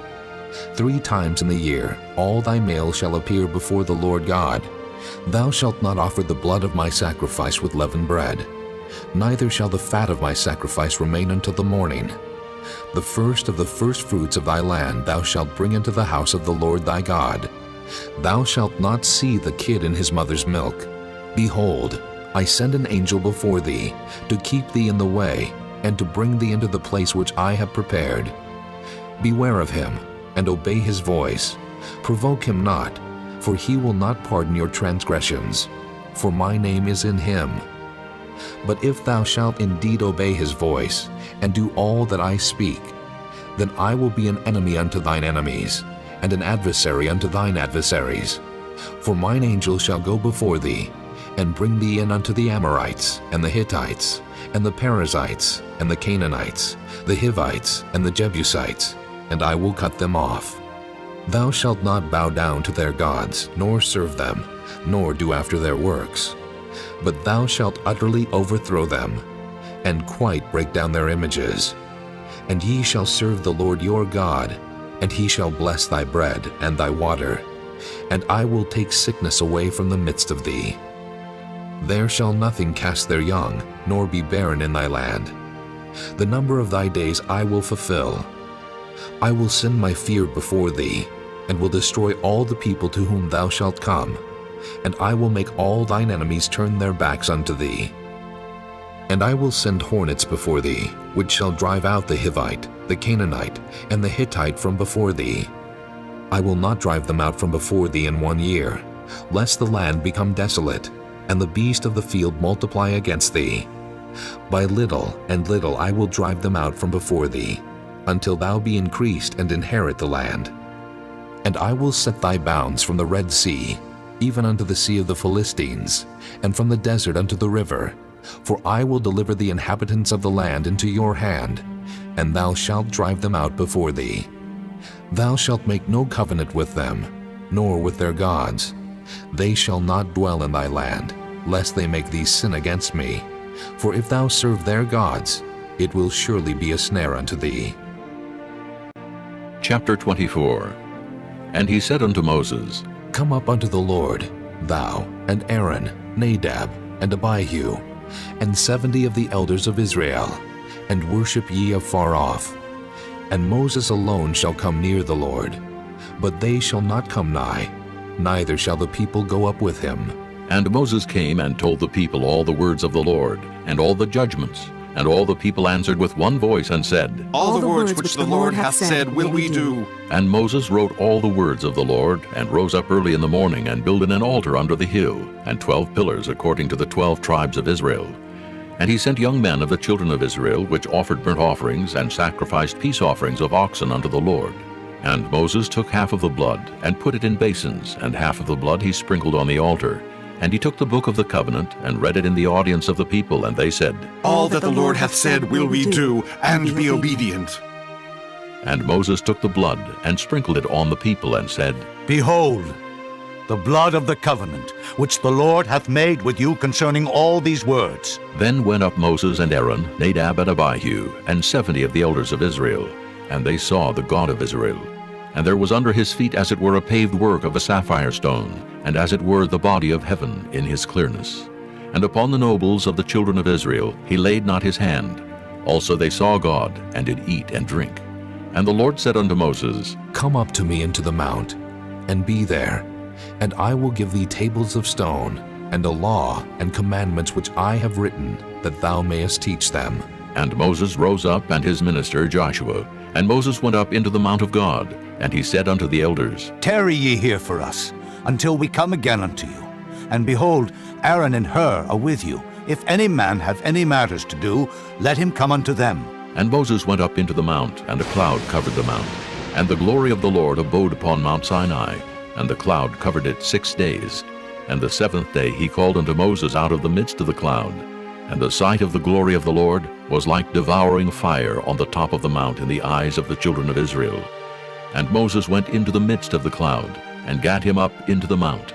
And Moses was in the mount 40 days and 40 nights. Chapter 25. And the Lord spake unto Moses, saying, Speak unto the children of Israel, that they bring me an offering. Of every man that giveth it willingly, with his heart ye shall take my offering. And this is the offering which ye shall take of them: gold, and silver, and brass, and blue, and purple, and scarlet, and fine linen, and goat's hair, and ram skins dyed red, and badger skins, and shittim wood, oil for the light, spices for anointing oil, and for sweet incense, onyx stones, and stones to be set in the ephod, and in the breastplate. And let them make me a sanctuary, that I may dwell among them, according to all that I show thee, after the pattern of the tabernacle, and the pattern of all the instruments thereof, even so shall ye make it. And they shall make an ark of shittim wood. 2 cubits and a half shall be the length thereof, and 1 cubit and a half the breadth thereof, and 1 cubit and a half the height thereof. And thou shalt overlay it with pure gold. Within and without shalt thou overlay it, and shalt make upon it a crown of gold round about. And thou shalt cast 4 rings of gold for it, and put them in the 4 corners thereof. And 2 rings shall be in the one side of it, and 2 rings in the other side of it. And thou shalt make staves of shittim wood, and overlay them with gold. And thou shalt put the staves into the rings by the sides of the ark, that the ark may be borne with them. The stave shall be in the rings of the ark. They shall not be taken from it. And thou shalt put into the ark the testimony which I shall give thee. And thou shalt make a mercy seat of pure gold. 2 cubits and a half shall be the length thereof, and 1 cubit and a half the breadth thereof. And thou shalt make 2 cherubims of gold. Of beaten work shalt thou make them in the 2 ends of the mercy seat. And make 1 cherub on the one end, and the other cherub on the other end. Even of the mercy seat shall ye make the cherubims on the 2 ends thereof. And the cherubims shall stretch forth their wings on high, covering the mercy seat with their wings, and their faces shall look one to another. Toward the mercy seat shall the faces of the cherubims be. And thou shalt put the mercy seat above upon the ark, and in the ark thou shalt put the testimony that I shall give thee. And there I will meet with thee, and I will commune with thee from above the mercy seat, from between the 2 cherubims which are upon the ark of the testimony, of all things which I will give thee in commandment unto the children of Israel. Thou shalt also make a table of shittim wood. 2 cubits shall be the length thereof, and 1 cubit the breadth thereof, and 1 cubit and a half the height thereof. And thou shalt overlay it with pure gold, and make thereto a crown of gold round about. And thou shalt make unto it a border of an handbreadth round about, and thou shalt make a golden crown to the border thereof round about. And thou shalt make for it 4 rings of gold, and put the rings in the 4 corners that are on the 4 feet thereof. Over against the border shall the rings be for places of the staves to bear the table. And thou shalt make the staves of shittim wood, and overlay them with gold, that the table may be borne with them. And thou shalt make the dishes thereof, and spoons thereof, and covers thereof, and bowls thereof, to cover withal, of pure gold shalt thou make them. And thou shalt set upon the table showbread before me alway. And thou shalt make a candlestick of pure gold, of beaten work shall the candlestick be made. His shaft, and his branches, his bowls, his knops, and his flowers shall be of the same. And 6 branches shall come out of the sides of it, 3 branches of the candlestick out of the one side, and 3 branches of the candlestick out of the other side. 3 bowls made like unto almonds, with a knop and a flower in one branch, and 3 bowls made like almonds in the other branch, with a knop and a flower. So in the 6 branches that come out of the candlestick, and in the candlestick shall be 4 bowls made like unto almonds, with their knops and their flowers. And there shall be a knop under 2 branches of the same, and a knop under 2 branches of the same, and a knop under 2 branches of the same, according to the 6 branches that proceed out of the candlestick. Their knops and their branches shall be of the same. All it shall be one beaten work of pure gold. And thou shalt make the 7 lamps thereof, and they shall light the lamps thereof, that they may give light over against it. And the tongs thereof, and the snuff dishes thereof shall be of pure gold. Of a talent of pure gold shall he make it, with all these vessels. And look that thou make them after their pattern, which was showed thee in the mount. Chapter 26. Moreover, thou shalt make the tabernacle with 10 curtains of fine twined linen, and blue, and purple, and scarlet. With cherubims of cunning work shalt thou make them. The length of one curtain shall be 28 cubits, and the breadth of one curtain 4 cubits. And every one of the curtains shall have one measure. The 5 curtains shall be coupled together, one to another, and other 5 curtains shall be coupled one to another. And thou shalt make loops of blue upon the edge of the one curtain from the selvage in the coupling. And likewise shalt thou make in the uttermost edge of another curtain, in the coupling of the second. 50 loops shalt thou make in the one curtain, and 50 loops shalt thou make in the edge of the curtain that is in the coupling of the second, that the loops may take hold one of another. And thou shalt make 50 tacks of gold, and couple the curtains together with the tacks, and it shall be one tabernacle. And thou shalt make curtains of goat's hair to be a covering upon the tabernacle. 11 curtains shalt thou make. The length of one curtain shall be 30 cubits, and the breadth of one curtain 4 cubits. And the 11 curtains shall be all of one measure. And thou shalt couple 5 curtains by themselves, and 6 curtains by themselves, and shalt double the 6th curtain in the forefront of the tabernacle. And thou shalt make 50 loops on the edge of the one curtain that is outmost in the coupling, and 50 loops in the edge of the curtain which coupleth the second. And thou shalt make 50 tacks of brass, and put the tacks into the loops, and couple the tent together, that it may be one. And the remnant that remaineth of the curtains of the tent, the half curtain that remaineth, shall hang over the backside of the tabernacle. And a cubit on the one side, and a cubit on the other side of that which remaineth in the length of the curtains of the tent. It shall hang over the sides of the tabernacle, on this side and on that side to cover it. And thou shalt make a covering for the tent of ram skins dyed red, and a covering above of badger skins. And thou shalt make boards for the tabernacle of shittim wood standing up. 10 cubits shall be the length of a board, and a cubit and a half shall be the breadth of one board. 2 tenons shall there be in one board, set in order one against another. Thus shalt thou make for all the boards of the tabernacle. And thou shalt make the boards for the tabernacle 20 boards on the south side southward. And thou shalt make 40 sockets of silver under the 20 boards, 2 sockets under one board for his 2 tenons, and 2 sockets under another board for his 2 tenons. And for the second side of the tabernacle on the north side there shall be 20 boards. And there 40 sockets of silver, 2 sockets under one board, and 2 sockets under another board. And for the sides of the tabernacle westward, thou shalt make 6 boards. And 2 boards shalt thou make for the corners of the tabernacle in the 2 sides. And they shall be coupled together beneath, and they shall be coupled together above the head of it unto 1 ring. Thus shall it be for them both. They shall be for the 2 corners. And they shall be 8 boards, and their sockets of silver 16 sockets, 2 sockets under 1 board, and 2 sockets under another board.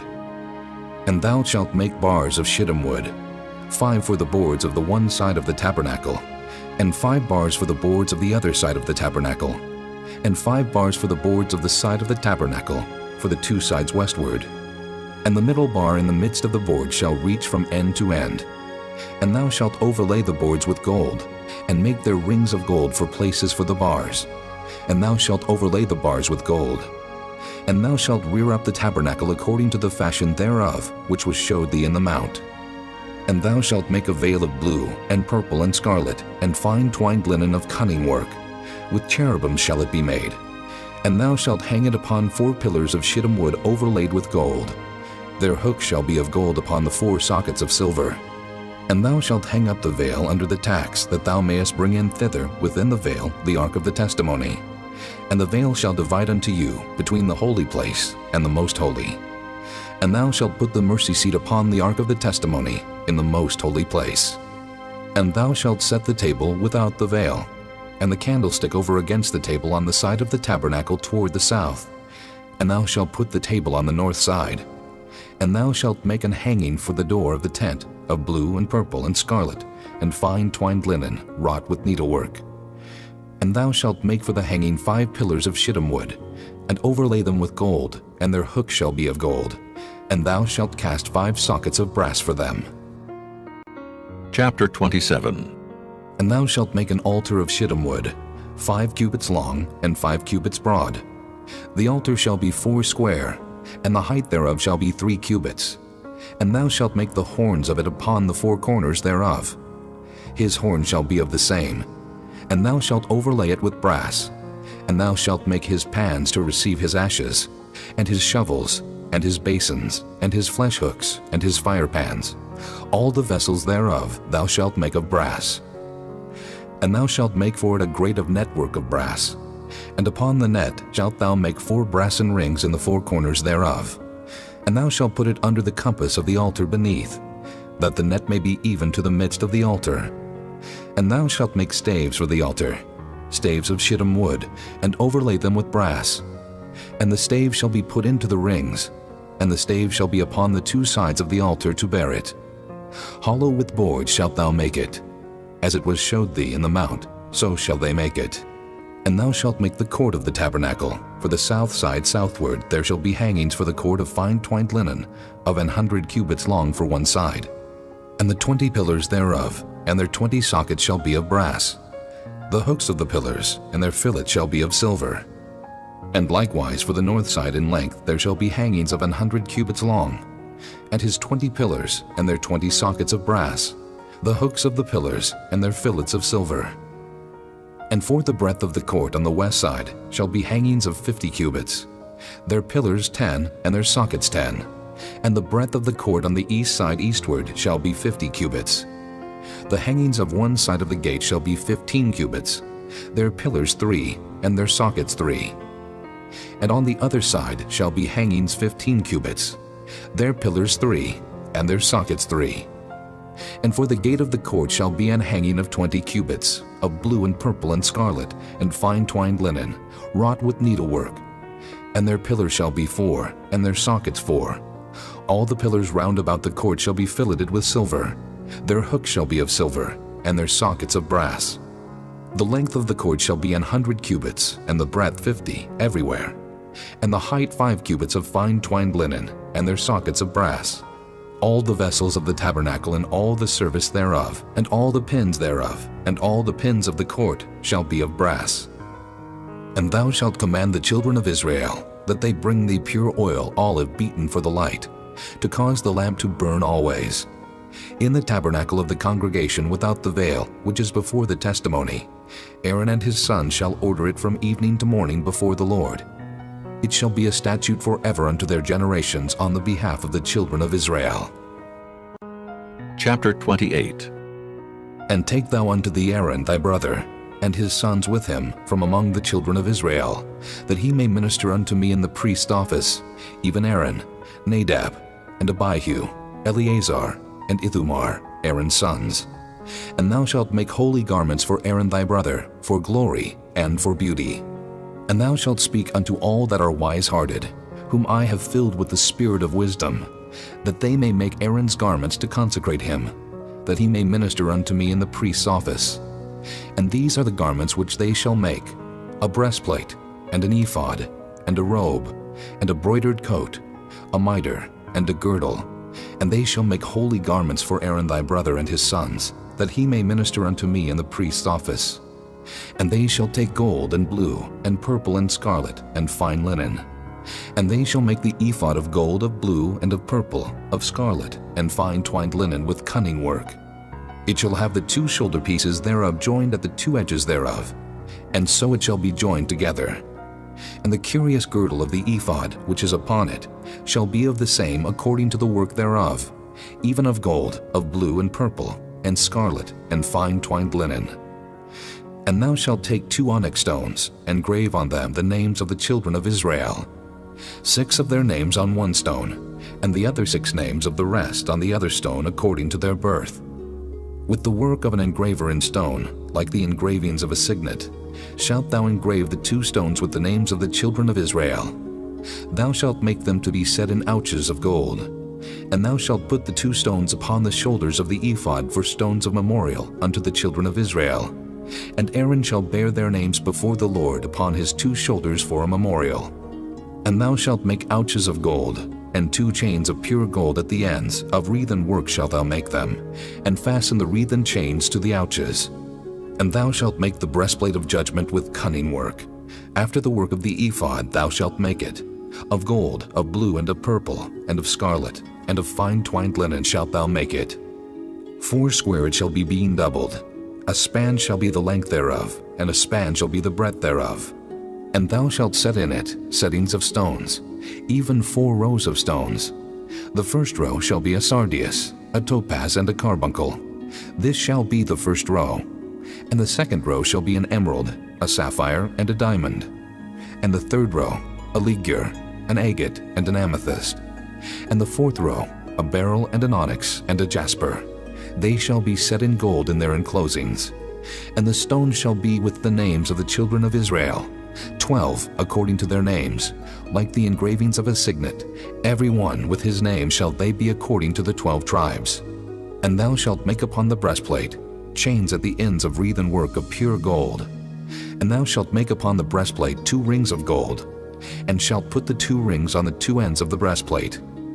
And thou shalt put the 2 wreathen chains of gold in the 2 rings which are on the ends of the breastplate. And the other 2 ends of the 2 wreathen chains thou shalt fasten in the 2 ouches, and put them on the shoulder pieces of the ephod before it.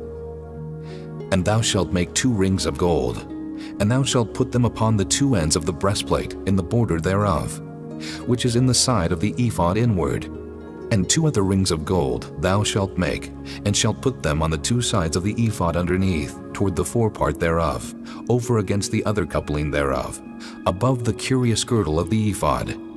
And they shall bind the breastplate by the rings thereof unto the rings of the ephod with a lace of blue, that it may be above the curious girdle of the ephod, and that the breastplate be not loosed from the ephod. And Aaron shall bear the names of the children of Israel in the breastplate of judgment upon his heart, when he goeth in unto the holy place, for a memorial before the Lord continually. And thou shalt put in the breastplate of judgment the Urim and the Thummim, and they shall be upon Aaron's heart when he goeth in before the Lord. And Aaron shall bear the judgment of the children of Israel upon his heart before the Lord continually. And thou shalt make the robe of the ephod all of blue, and there shall be an hole in the top of it, in the midst thereof. It shall have a binding of woven work round about the whole of it, as it were the hole of an habergeon, that it be not rent. And beneath, upon the hem of it, thou shalt make pomegranates of blue, and of purple, and of scarlet, round about the hem thereof, and bells of gold between them round about. A golden bell and a pomegranate, a golden bell and a pomegranate, upon the hem of the robe round about. And it shall be upon Aaron to minister, and his sound shall be heard when he goeth in unto the holy place before the Lord, and when he cometh out, that he die not. And thou shalt make a plate of pure gold, and grave upon it, like the engravings of a signet, Holiness to the Lord. And thou shalt put it on a blue lace, that it may be upon the mitre. Upon the forefront of the mitre it shall be. And it shall be upon Aaron's forehead, that Aaron may bear the iniquity of the holy things, which the children of Israel shall hallow in all their holy gifts. And it shall be always upon his forehead, that they may be accepted before the Lord. And thou shalt embroider the coat of fine linen, and thou shalt make the mitre of fine linen, and thou shalt make the girdle of needlework. And for Aaron's sons thou shalt make coats, and thou shalt make for them girdles, and bonnets shalt thou make for them, for glory and for beauty. And thou shalt put them upon Aaron thy brother, and his sons with him, and shalt anoint them, and consecrate them, and sanctify them, that they may minister unto me in the priest's office. And thou shalt make them linen breeches to cover their nakedness. From the loins even unto the thighs they shall reach.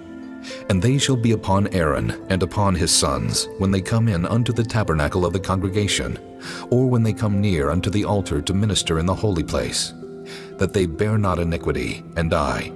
It shall be a statute forever unto him and his seed after him. Chapter 29. And this is the thing that thou shalt do unto them, to hallow them, to minister unto me in the priest's office. Take 1 young bullock, and 2 rams without blemish, and unleavened bread, and cakes unleavened tempered with oil, and wafers unleavened anointed with oil.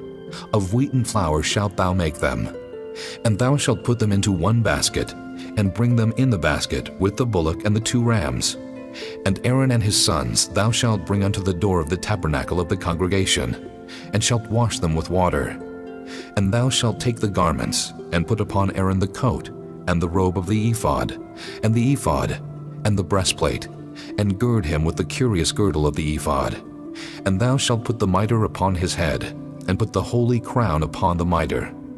Then shalt thou take the anointing oil, and pour it upon his head, and anoint him. And thou shalt bring his sons, and put coats upon them, and thou shalt gird them with girdles, Aaron and his sons, and put the bonnets on them, and the priest's office shall be theirs for a perpetual statute. And thou shalt consecrate Aaron and his sons. And thou shalt cause a bullock to be brought before the tabernacle of the congregation. And Aaron and his sons shall put their hands upon the head of the bullock.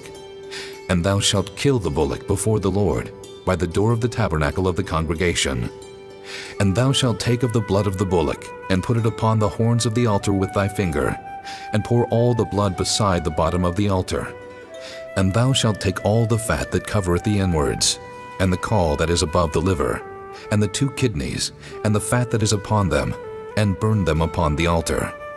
But the flesh of the bullock, and his skin, and his dung, shalt thou burn with fire without the camp. It is a sin offering. Thou shalt also take 1 ram, and Aaron and his sons shall put their hands upon the head of the ram. And thou shalt slay the ram. And thou shalt take his blood, and sprinkle it round about upon the altar. And thou shalt cut the ram in pieces, and wash the inwards of him, and his legs, and put them unto his pieces, and unto his head. And thou shalt burn the whole ram upon the altar. It is a burnt offering unto the Lord. It is a sweet savor, an offering made by fire unto the Lord. And thou shalt take the other ram, and Aaron and his sons shall put their hands upon the head of the ram. Then shalt thou kill the ram, and take of his blood, and put it upon the tip of the right ear of Aaron, and upon the tip of the right ear of his sons, and upon the thumb of their right hand, and upon the great toe of their right foot, and sprinkle the blood upon the altar round about. And thou shalt take of the blood that is upon the altar, and of the anointing oil, and sprinkle it upon Aaron, and upon his garments, and upon his sons, and upon the garments of his sons with him. And he shall be hallowed, and his garments and his sons' garments with him. Also thou shalt take of the ram the fat and the rump, and the fat that covereth the inwards, and the caul above the liver, and the 2 kidneys, and the fat that is upon them, and the right shoulder, for it is a ram of consecration. And 1 loaf of bread, and 1 cake of oiled bread, and 1 wafer out of the basket of the unleavened bread that is before the Lord. And thou shalt put all in the hands of Aaron, and in the hands of his sons, and shalt wave them for a wave offering before the Lord. And thou shalt receive them of their hands, and burn them upon the altar for a burnt offering, for a sweet savor before the Lord. It is an offering made by fire unto the Lord. And thou shalt take the breast of the ram of Aaron's consecration, and wave it for a wave offering before the Lord, and it shall be thy part. And thou shalt sanctify the breast of the wave offering, and the shoulder of the heave offering, which is waved, and which is heaved up, of the ram of the consecration, even of that which is for Aaron, and of that which is for his sons. And it shall be Aaron's and his sons by a statute forever from the children of Israel. For it is an heave offering, and it shall be an heave offering from the children of Israel of the sacrifice of their peace offerings, even their heave offering unto the Lord.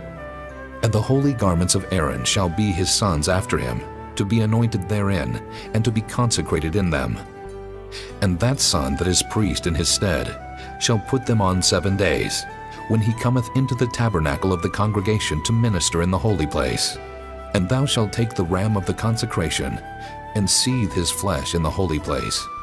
And Aaron and his sons shall eat the flesh of the ram, and the bread that is in the basket by the door of the tabernacle of the congregation. And they shall eat those things wherewith the atonement was made, to consecrate and to sanctify them. But a stranger shall not eat thereof, because they are holy. And if aught of the flesh of the consecrations, or of the bread remain unto the morning, then thou shalt burn the remainder with fire. It shall not be eaten, because it is holy. And thus shalt thou do unto Aaron, and to his sons, according to all things which I have commanded thee. 7 days shalt thou consecrate them, and thou shalt offer every day a bullock for a sin offering for atonement. And thou shalt cleanse the altar, when thou hast made an atonement for it, and thou shalt anoint it to sanctify it. 7 days thou shalt make an atonement for the altar, and sanctify it, and it shall be an altar most holy. Whatsoever toucheth the altar shall be holy. Now this is that which thou shalt offer upon the altar: 2 lambs of the first year, day by day continually. The 1 lamb thou shalt offer in the morning, and the other lamb thou shalt offer at even. And with the 1 lamb 1/10 deal of flour mingled with the 4th part of an hin of beaten oil, and the 4th part of an hin of wine for a drink offering. And the other lamb thou shalt offer at even, and shalt do thereto according to the meat offering of the morning, and according to the drink offering thereof, for a sweet savor, an offering made by fire unto the Lord. This shall be a continual burnt offering throughout your generations at the door of the tabernacle of the congregation before the Lord, where I will meet you, to speak there unto thee. And there I will meet with the children of Israel, and the tabernacle shall be sanctified by my glory. And I will sanctify the tabernacle of the congregation, and the altar. I will sanctify also both Aaron and his sons, to minister to me in the priest's office. And I will dwell among the children of Israel, and will be their God. And they shall know that I am the Lord their God, that brought them forth out of the land of Egypt, that I may dwell among them. I am the Lord their God. Chapter 30. And thou shalt make an altar to burn incense upon. Of shittim wood shalt thou make it. A cubit shall be the length thereof, and a cubit the breadth thereof. 4 square shall it be, and 2 cubits shall be the height thereof. The horns thereof shall be of the same. And thou shalt overlay it with pure gold, the top thereof, and the sides thereof round about, and the horns thereof.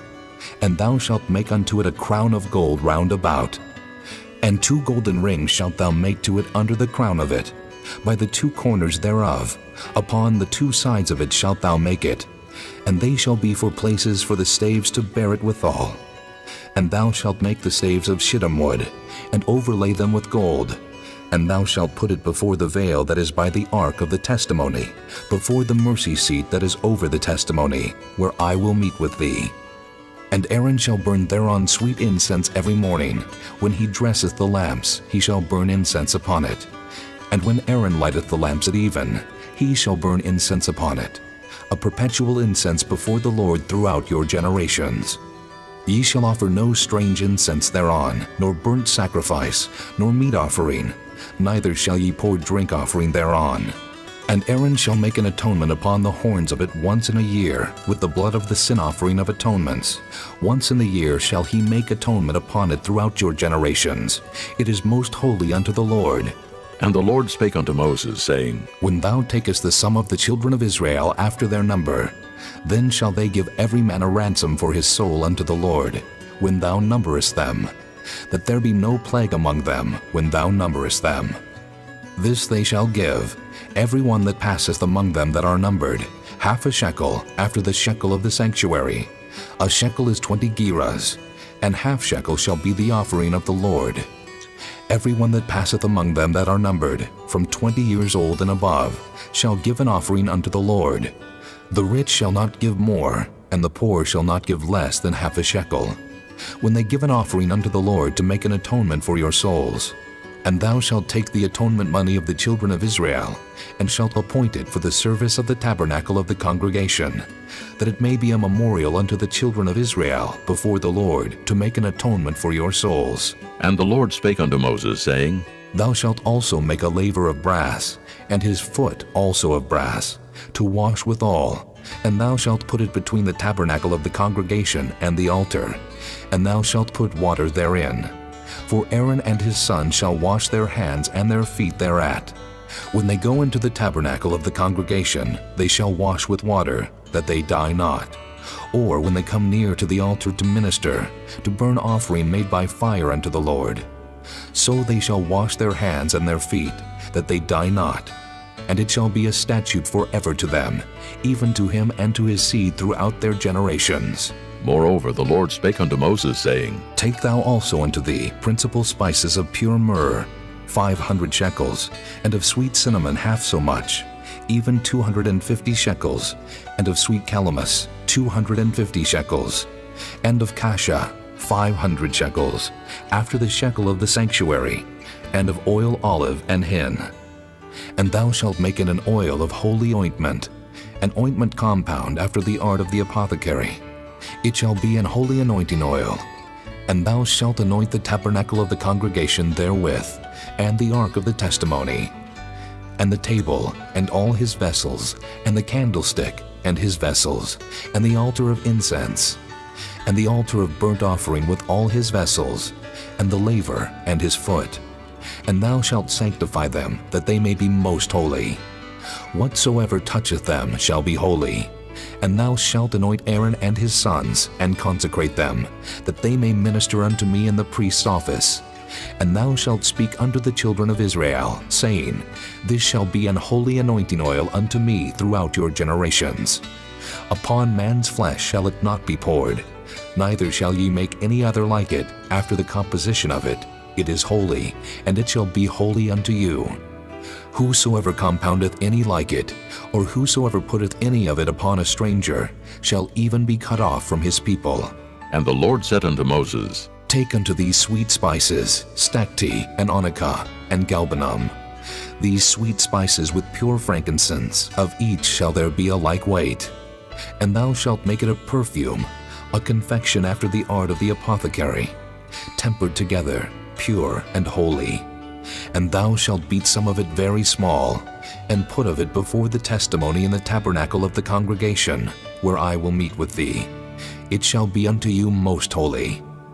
And as for the perfume which thou shalt make, ye shall not make to yourselves according to the composition thereof. It shall be unto thee holy for the Lord. Whosoever shall make like unto that, to smell thereto, shall even be cut off from his people. Chapter 31. And the Lord spake unto Moses, saying, See, I have called by name Bezaleel, the son of Uri, the son of Hur of the tribe of Judah, and I have filled him with the Spirit of God, in wisdom, and in understanding, and in knowledge, and in all manner of workmanship, to devise cunning works, to work in gold, and in silver, and in brass, and in cutting of stones to set them, and in carving of timber, to work in all manner of workmanship. And I, behold, I have given with him Aholiab, the son of Ahisamach, of the tribe of Dan, And in the hearts of all that are wise-hearted I have put wisdom, that they may make all that I have commanded thee. The tabernacle of the congregation, and the ark of the testimony, and the mercy seat that is thereupon, and all the furniture of the tabernacle, and the table, and his furniture, and the pure candlestick with all his furniture, and the altar of incense, and the altar of burnt offering with all his furniture, and the laver and his foot, and the cloths of service, and the holy garments for Aaron the priest, and the garments of his sons to minister in the priest's office, and the anointing oil, and sweet incense for the holy place, according to all that I have commanded thee, shall they do. And the Lord spake unto Moses, saying, Speak thou also unto the children of Israel, saying, Verily, my Sabbaths ye shall keep, for it is a sign between me and you throughout your generations, that ye may know that I am the Lord that doth sanctify you. Ye shall keep the Sabbath therefore, for it is holy unto you. Every one that defileth it shall surely be put to death. For whosoever doeth any work therein, that soul shall be cut off from among his people. 6 days may work be done, but in the seventh is the Sabbath of rest, holy to the Lord. Whosoever doeth any work in the Sabbath day, he shall surely be put to death. Wherefore the children of Israel shall keep the Sabbath, to observe the Sabbath throughout their generations for a perpetual covenant. It is a sign between me and the children of Israel forever. For in 6 days the Lord made heaven and earth, and on the seventh day he rested and was refreshed. And he gave unto Moses, when he had made an end of communing with him upon Mount Sinai, 2 tables of testimony, tables of stone, written with the finger of God. Chapter 32. And when the people saw that Moses delayed to come down out of the mount, the people gathered themselves together unto Aaron, and said unto him, Up, make us gods, which shall go before us. For as for this Moses, the man that brought us up out of the land of Egypt, we wot not what has become of him. And Aaron said unto them, Break off the golden earrings, which are in the ears of your wives, of your sons, and of your daughters, and bring them unto me. And all the people brake off the golden earrings which were in their ears, and brought them unto Aaron. And he received them at their hand, and fashioned it with a graving tool, after he had made it a molten calf. And they said, These be thy gods, O Israel, which brought thee up out of the land of Egypt. And when Aaron saw it, he built an altar before it, and Aaron made proclamation and said, Tomorrow is a feast to the Lord. And they rose up early on the morrow, and offered burnt offerings, and brought peace offerings. And the people sat down to eat and to drink, and rose up to play. And the Lord said unto Moses, Go, get thee down, for thy people which thou broughtest out of the land of Egypt have corrupted themselves. They have turned aside quickly out of the way which I commanded them. They have made them a molten calf, and have worshipped it, and have sacrificed thereunto, and said, These be thy gods, O Israel, which have brought thee up out of the land of Egypt. And the Lord said unto Moses, I have seen this people, and, behold, it is a stiff-necked people. Now therefore let me alone, that my wrath may wax hot against them, and that I may consume them, and I will make of thee a great nation. And Moses besought the Lord his God, and said, Lord, why doth thy wrath wax hot against thy people, which thou hast brought forth out of the land of Egypt with great power, and with a mighty hand? Wherefore should the Egyptians speak, and say, For mischief did he bring them out to slay them in the mountains, and to consume them from the face of the earth? Turn from thy fierce wrath, and repent of this evil against thy people. Remember Abraham, Isaac, and Israel, thy servants, to whom thou swearest by thine own self, and saidst unto them, I will multiply your seed as the stars of heaven, and all this land that I have spoken of will I give unto your seed, and they shall inherit it forever. And the Lord repented of the evil which he thought to do unto his people. And Moses turned, and went down from the mount, and the 2 tables of the testimony were in his hand. The tables were written on both their sides, on the one side and on the other were they written. And the tables were the work of God, and the writing was the writing of God, graven upon the tables. And when Joshua heard the noise of the people as they shouted, he said unto Moses, There is a noise of war in the camp. And he said, It is not the voice of them that shout for mastery, neither is it the voice of them that cry for being overcome, but the noise of them that sing do I hear. And it came to pass, as soon as he came nigh unto the camp, that he saw the calf and the dancing. And Moses' anger waxed hot, and he cast the tables out of his hands, and brake them beneath the mount. And he took the calf which they had made, and burnt it in the fire, and ground it to powder, and strawed it upon the water, and made the children of Israel drink of it. And Moses said unto Aaron, What did this people unto thee, that thou hast brought so great a sin upon them? And Aaron said, Let not the anger of my lord wax hot. Thou knowest the people, that they are set on mischief. For they said unto me, Make us gods which shall go before us. For as for this Moses, the man that brought us up out of the land of Egypt, we wot not what is become of him. And I said unto them, Whosoever hath any gold, let them break it off. So they gave it me. Then I cast it into the fire, and there came out this calf. And when Moses saw that the people were naked, for Aaron had made them naked unto their shame among their enemies, then Moses stood in the gate of the camp, and said, Who is on the Lord's side? Let him come unto me. And all the sons of Levi gathered themselves together unto him. And he said unto them, Thus saith the Lord God of Israel, Put every man his sword by his side, and go in and out from gate to gate throughout the camp, and slay every man his brother, and every man his companion, and every man his neighbor. And the children of Levi did according to the word of Moses. And there fell of the people that day about 3,000 men. For Moses had said, Consecrate yourselves today to the Lord, even every man upon his son, and upon his brother, that he may bestow upon you a blessing this day. And it came to pass on the morrow, that Moses said unto the people, Ye have sinned a great sin. And now I will go up unto the Lord. Peradventure I shall make an atonement for your sin. And Moses returned unto the Lord, and said, Oh, this people have sinned a great sin, and have made them gods of gold. Yet now, if thou wilt forgive their sin, and if not, blot me, I pray thee, out of thy book which thou hast written. And the Lord said unto Moses, Whosoever hath sinned against me, him will I blot out of my book. Therefore now go, lead the people unto the place of which I have spoken unto thee. Behold, mine angel shall go before thee. Nevertheless, in the day when I will visit their sin upon them. And the Lord plagued the people, because they made the calf which Aaron made. Chapter 33. And the Lord said unto Moses, Depart, and go up hence, thou and the people which thou hast brought up out of the land of Egypt, unto the land which I swear unto Abraham, to Isaac, and to Jacob, saying, Unto thy seed will I give it. And I will send an angel before thee, and I will drive out the Canaanite, the Amorite, and the Hittite, and the Perizzite, the Hivite, and the Jebusite, unto a land flowing with milk and honey. For I will not go up in the midst of thee, for thou art a stiff-necked people, lest I consume thee in the way. And when the people heard these evil tidings, they mourned, and no man did put on him his ornaments, for the Lord had said unto Moses, Say unto the children of Israel, Ye are a stiff-necked people. I will come up into the midst of thee in a moment, and consume thee. Therefore now put off thy ornaments from thee, that I may know what to do unto thee. And the children of Israel stripped themselves of their ornaments by the Mount Horeb. And Moses took the tabernacle, and pitched it without the camp, afar off from the camp, and called it the tabernacle of the congregation. And it came to pass that every one which sought the Lord went out unto the tabernacle of the congregation, which was without the camp. And it came to pass, when Moses went out unto the tabernacle, that all the people rose up, and stood every man at his tent door, and looked after Moses until he was gone into the tabernacle.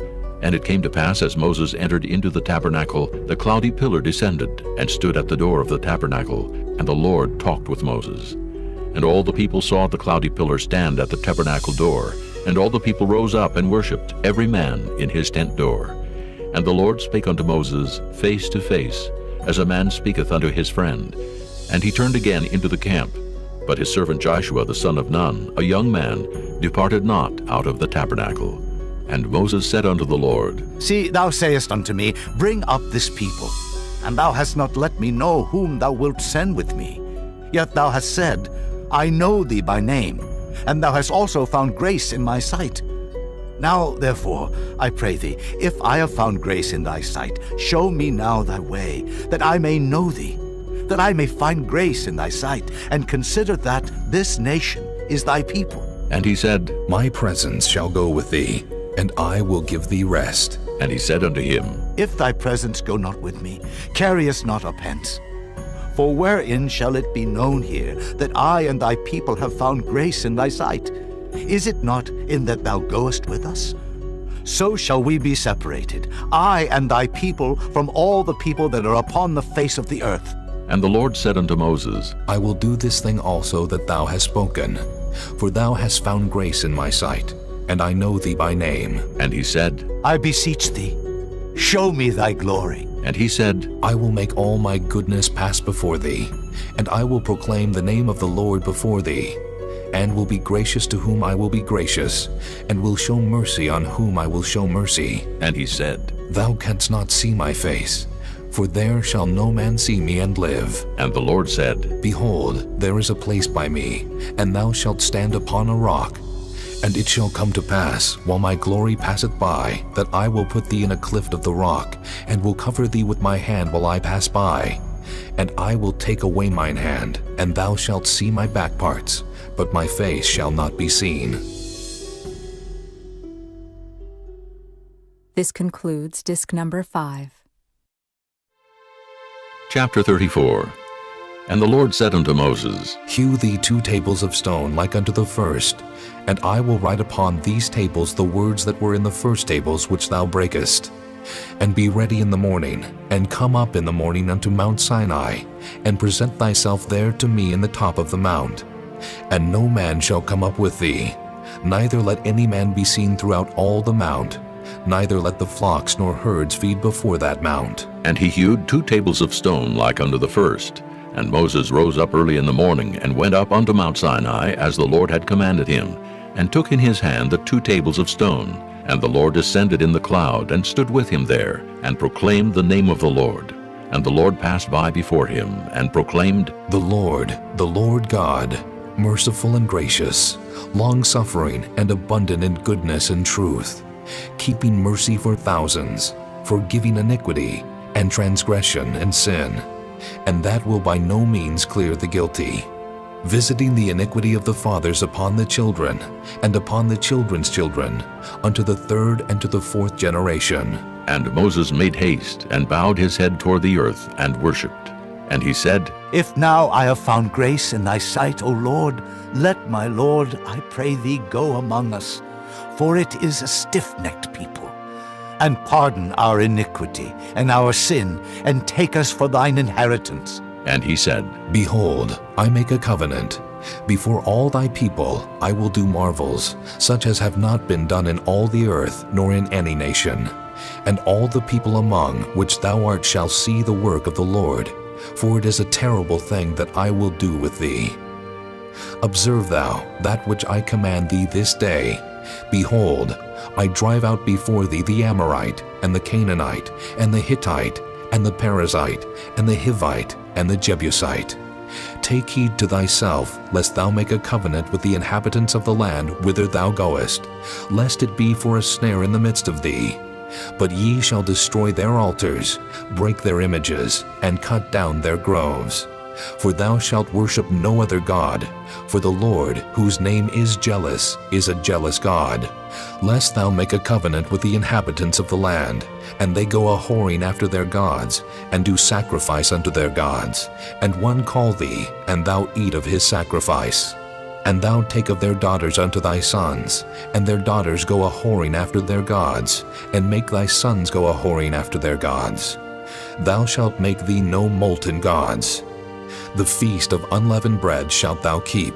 7 days thou shalt eat unleavened bread, as I commanded thee in the time of the month Abib.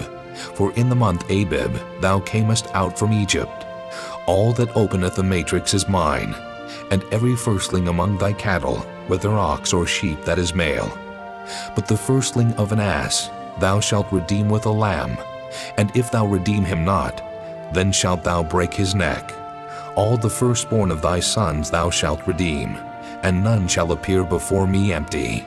6 days thou shalt work, but on the 7th day thou shalt rest. In earing time and in harvest thou shalt rest. And thou shalt observe the feast of weeks, of the firstfruits of wheat harvest, and the feast of ingathering at the year's end. Thrice in the year shall all your men children appear before the Lord God, the God of Israel. For I will cast out the nations before thee, and enlarge thy borders. Neither shall any man desire thy land when thou shalt go up to appear before the Lord thy God thrice in the year. Thou shalt not offer the blood of my sacrifice with leaven, neither shall the sacrifice of the feast of the Passover be left unto the morning. The first of the firstfruits of thy land thou shalt bring unto the house of the Lord thy God. Thou shalt not see the kid in his mother's milk. And the Lord said unto Moses, Write thou these words, for after the tenor of these words I have made a covenant with thee and with Israel. And he was there with the Lord 40 days and 40 nights. He did neither eat bread nor drink water, and he wrote upon the tables the words of the covenant, the 10 commandments. And it came to pass, when Moses came down from Mount Sinai with the 2 tables of testimony in Moses' hand, when he came down from the mount, that Moses wist not that the skin of his face shone while he talked with him. And when Aaron and all the children of Israel saw Moses, behold, the skin of his face shone, and they were afraid to come nigh him. And Moses called unto them, and Aaron and all the rulers of the congregation returned unto him, and Moses talked with them. And afterward all the children of Israel came nigh, and he gave them in commandment all that the Lord had spoken with him in Mount Sinai. Until Moses had done speaking with them, he put a veil on his face. But when Moses went in before the Lord to speak with him, he took the veil off until he came out. And he came out and spake unto the children of Israel that which he was commanded. And the children of Israel saw the face of Moses, that the skin of Moses' face shone. And Moses put the veil upon his face again, until he went in to speak with him. Chapter 35. And Moses gathered all the congregation of the children of Israel together, and said unto them, These are the words which the Lord hath commanded, that ye should do them. 6 days shall work be done, but on the 7th day there shall be to you an holy day, a Sabbath of rest to the Lord. Whosoever doeth work therein shall be put to death. Ye shall kindle no fire throughout your habitations upon the Sabbath day. And Moses spake unto all the congregation of the children of Israel, saying, This is the thing which the Lord commanded, saying, Take ye from among you an offering unto the Lord. Whosoever is of a willing heart, let him bring it, an offering of the Lord, gold and silver and brass and blue and purple and scarlet and fine linen and goat's hair and ram's skins dyed red and badger's skins and shittim wood and oil for the light and spices for anointing oil and for the sweet incense and onyx stones and stones to be set for the ephod and for the breastplate. And every wise-hearted among you shall come and make all that the Lord hath commanded: the tabernacle, his tent and his covering, his tacks and his boards, his bars, his pillars and his sockets, the ark and the staves thereof, with the mercy seat and the veil of the covering, the table and his staves and all his vessels, and the showbread, the candlestick also for the light, and his furniture, and his lamps with the oil for the light, and the incense altar, and his staves, and the anointing oil, and the sweet incense, and the hanging for the door at the entering in of the tabernacle, the altar of burnt offering, with his brazen grate, his staves, and all his vessels, the laver and his foot, the hangings of the court, his pillars and their sockets, and the hanging for the door of the court, the pins of the tabernacle, and the pins of the court, and their cords, the cloths of service to do service in the holy place, the holy garments for Aaron the priest, and the garments of his sons to minister in the priest's office. And all the congregation of the children of Israel departed from the presence of Moses, and they came, every one whose heart stirred him up, and every one whom his spirit made willing, and they brought the Lord's offering to the work of the tabernacle of the congregation, and for all his service, and for the holy garments. And they came, both men and women, as many as were willing-hearted, and brought bracelets and earrings and rings and tablets, all jewels of gold. And every man that offered an offering of gold unto the Lord. And every man with whom was found blue and purple and scarlet and fine linen and goat's hair and red skins of rams and badger skins brought them. Every one that did offer an offering of silver and brass brought the Lord's offering, and every man with whom was found shittim wood for any work of the service brought it. And all the women that were wise-hearted did spin with their hands, and brought that which they had spun, both of blue and of purple and of scarlet and of fine linen. And all the women whose hearts stirred them up in wisdom spun goat's hair. And the rulers brought onyx stones, and stones to be set for the ephod and for the breastplate, and spice and oil for the light, and for the anointing oil, and for the sweet incense. The children of Israel brought a willing offering unto the Lord, every man and woman whose heart made them willing to bring for all manner of work, which the Lord had commanded to be made by the hand of Moses. And Moses said unto the children of Israel, See, the Lord hath called by name Bezaleel, the son of Uri, the son of Hur, of the tribe of Judah. And he hath filled him with the Spirit of God, in wisdom, in understanding, and in knowledge, and in all manner of workmanship, and to devise curious works, to work in gold, and in silver, and in brass, and in the cutting of stones, to set them, and in carving of wood, to make any manner of cunning work. And he hath put in his heart that he may teach both he and Aholiab, the son of Ahisamach, of the tribe of Dan. Them hath he filled with wisdom of heart, to work all manner of work, of the engraver, and of the cunning workman, and of the embroiderer, in blue and in purple, in scarlet and in fine linen, and of the weaver, even of them that do any work, and of those that devise cunning work. Chapter 36. Then wrought Bezaleel and Aholiab, and every wise-hearted man in whom the Lord put wisdom and understanding, to know how to work all manner of work for the service of the sanctuary, according to all that the Lord had commanded. And Moses called Bezaleel and Aholiab, and every wise-hearted man, in whose heart the Lord had put wisdom, even every one whose heart stirred him up to come unto the work to do it. And they received of Moses all the offering which the children of Israel had brought for the work of the service of the sanctuary, to make it withal. And they brought yet unto him free offerings every morning. And all the wise men that wrought all the work of the sanctuary came every man from his work which they made. And they spake unto Moses, saying, The people bring much more than enough for the service of the work, which the Lord commanded to make. And Moses gave commandment, and they caused it to be proclaimed throughout the camp, saying, Let neither man nor woman make any more work for the offering of the sanctuary. So the people were restrained from bringing, for the stuff they had was sufficient for all the work to make it, and too much. And every wise-hearted man among them that wrought the work of the tabernacle made 10 curtains of fine twined linen, and blue, and purple, and scarlet. With cherubims of cunning work made he them. The length of one curtain was 20 and 8 cubits, and the breadth of one curtain 4 cubits. The curtains were all of one size. And he coupled the 5 curtains one unto another, and the other 5 curtains he coupled one unto another. And he made loops of blue on the edge of one curtain from the selvage in the coupling. Likewise he made in the uttermost side of another curtain, in the coupling of the second. 50 loops made he in one curtain, and 50 loops made he in the edge of the curtain which was in the coupling of the second. The loops held one curtain to another. And he made 50 tacks of gold, and coupled the curtains one unto another with the tacks, so it became one tabernacle. And he made curtains of goat's hair for the tent over the tabernacle. 11 curtains he made them. The length of one curtain was 30 cubits, and 4 cubits was the breadth of one curtain. The 11 curtains were of one size. And he coupled 5 curtains by themselves, and 6 curtains by themselves. And he made 50 loops upon the uttermost edge of the curtain in the coupling. And 50 loops made he upon the edge of the curtain which coupleth the second. And he made 50 tacks of brass to couple the tent together, that it might be one. And he made a covering for the tent of ram skin dyed red, and a covering of badger skin above that. And he made boards for the tabernacle of shittim wood standing up. The length of a board was 10 cubits, and the breadth of a board was 1 cubit and a half. One board had 2 tenons, equally distant one from another. Thus did he make for all the boards of the tabernacle.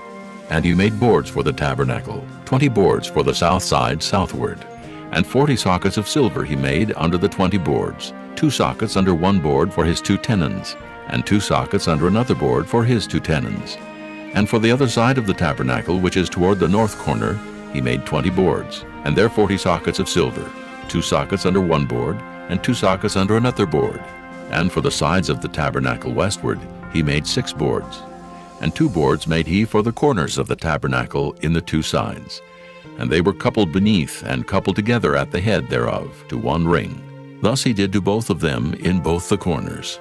And there were 8 boards, and their sockets were 16 sockets of silver, under every board 2 sockets. And he made bars of shittim wood, 5 for the boards of the one side of the tabernacle, and 5 bars for the boards of the other side of the tabernacle, and 5 bars for the boards of the tabernacle for the sides westward. And he made the middle bar to shoot through the boards from the one end to the other. And he overlaid the boards with gold, and made their rings of gold to be places for the bars, and overlaid the bars with gold. And he made a veil of blue and purple and scarlet and fine twined linen. With cherubims made he it of cunning work. And he made thereunto 4 pillars of shittim wood, and overlaid them with gold. Their hooks were of gold. And he cast for them 4 sockets of silver. And he made an hanging for the tabernacle door of blue and purple and scarlet, and fine twined linen of needlework, and the 5 pillars of it with their hooks. And he overlaid their chapiters and their fillets with gold, but their 5 sockets were of brass. Chapter 37. And Bezaleel made the ark of shittim wood. 2 cubits and a half was the length of it, and 1 cubit and a half the breadth of it, and 1 cubit and a half the height of it. And he overlaid it with pure gold within and without, and made a crown of gold to it round about. And he cast for it 4 rings of gold to be set by the 4 corners of it, even 2 rings upon the one side of it, and 2 rings upon the other side of it. And he made staves of shittim wood, and overlaid them with gold. And he put the staves into the rings by the sides of the ark, to bear the ark. And he made the mercy seat of pure gold. 2 cubits and a half was the length thereof, and 1 cubit and a half the breadth thereof. And he made 2 cherubims of gold, beaten out of 1 piece made he them, on the 2 ends of the mercy seat.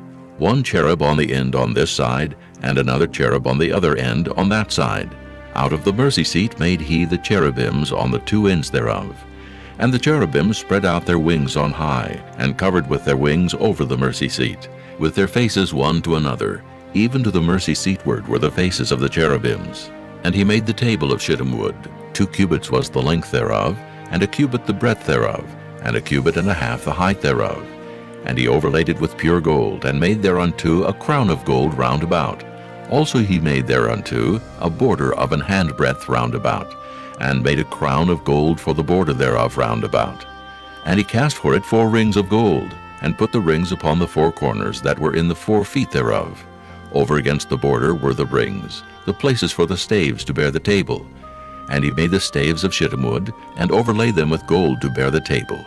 And he made the vessels which were upon the table, his dishes and his spoons and his bowls, and his covers to cover withal, of pure gold. And he made the candlestick of pure gold, of beaten work made he the candlestick. His shaft and his branch, his bowls, his knops, and his flowers were of the same, and 6 branches going out of the sides thereof, 3 branches of the candlestick out of the one side thereof, and 3 branches of the candlestick out of the other side thereof. 3 bowls made after the fashion of almonds in one branch, a knop and a flower, and 3 bowls made like almonds in another branch, a knop and a flower. So throughout the 6 branches going out of the candlestick. And in the candlestick were 4 bowls made like almonds, his knops and his flowers, and a knop under 2 branches of the same, and a knop under 2 branches of the same, and a knop under 2 branches of the same, according to the 6 branches going out of it. Their knops and their branches were of the same. All of it was one beaten work of pure gold. And he made his 7 lamps and his snuffers, and his snuff dishes of pure gold. Of a talent of pure gold made he it, and all the vessels thereof. And he made the incense altar of shittim wood. The length of it was 1 cubit, and the breadth of it 1 cubit. It was 4 square, and 2 cubits was the height of it. The horns thereof were of the same. And he overlaid it with pure gold, both the top of it, and the sides thereof round about, and the horns of it. Also he made unto it a crown of gold round about. And he made 2 rings of gold for it under the crown thereof, by the 2 corners of it upon the 2 sides thereof, to be places for the staves to bear it withal. And he made the staves of shittim wood, and overlaid them with gold. And he made the holy anointing oil, and the pure incense of sweet spices, according to the work of the apothecary. Chapter 38. And he made the altar of burnt offering of shittim wood. 5 cubits was the length thereof, and 5 cubits the breadth thereof. It was 4 square, and 3 cubits the height thereof. And he made the horns thereof on the four corners of it. The horns thereof were of the same, and he overlaid it with brass. And he made all the vessels of the altar, the pots, and the shovels, and the basins, and the flesh hooks, and the fire pans. All the vessels thereof made he of brass. And he made for the altar a brazen grate of network under the compass thereof beneath unto the midst of it. And he cast 4 rings for the 4 ends of the grate of brass, to be places for the staves. And he made the staves of shittim wood, and overlaid them with brass. And he put the staves into the rings on the sides of the altar, to bear it withal. He made the altar hollow with boards. And he made the laver of brass, and the foot of it of brass, of the looking glasses of the women assembling, which assembled at the door of the tabernacle of the congregation. And he made the court. On the south side southward, the hangings of the court were of fine twined linen, 100 cubits. Their pillars were 20, and their brazen sockets 20. The hooks of the pillars and their fillets were of silver. And for the north side the hangings were 100 cubits. Their pillars were 20, and their sockets of brass 20. The hooks of the pillars and their fillets of silver. And for the west side were hangings of 50 cubits. Their pillars 10, and their sockets 10. The hooks of the pillars and their fillets of silver. And for the east side eastward 50 cubits. The hangings of the one side of the gate were 15 cubits. Their pillars 3, and their sockets 3. And for the other side of the court gate, on this hand and that hand, were hangings of 15 cubits. Their pillars 3, and their sockets 3. All the hangings of the court round about were of fine twined linen. And the sockets for the pillars were of brass, the hooks of the pillars and their fillets of silver, and the overlaying of their chapiters of silver, and all the pillars of the court were filleted with silver. And the hanging for the gate of the court was needlework of blue and purple and scarlet and fine twined linen, and 20 cubits was the length, and the height and the breadth was 5 cubits, answerable to the hangings of the court. And their pillars were 4, and their sockets of brass 4, their hooks of silver, and the overlaying of their chapiters, and their fillets of silver. And all the pins of the tabernacle, and of the court round about, were of brass.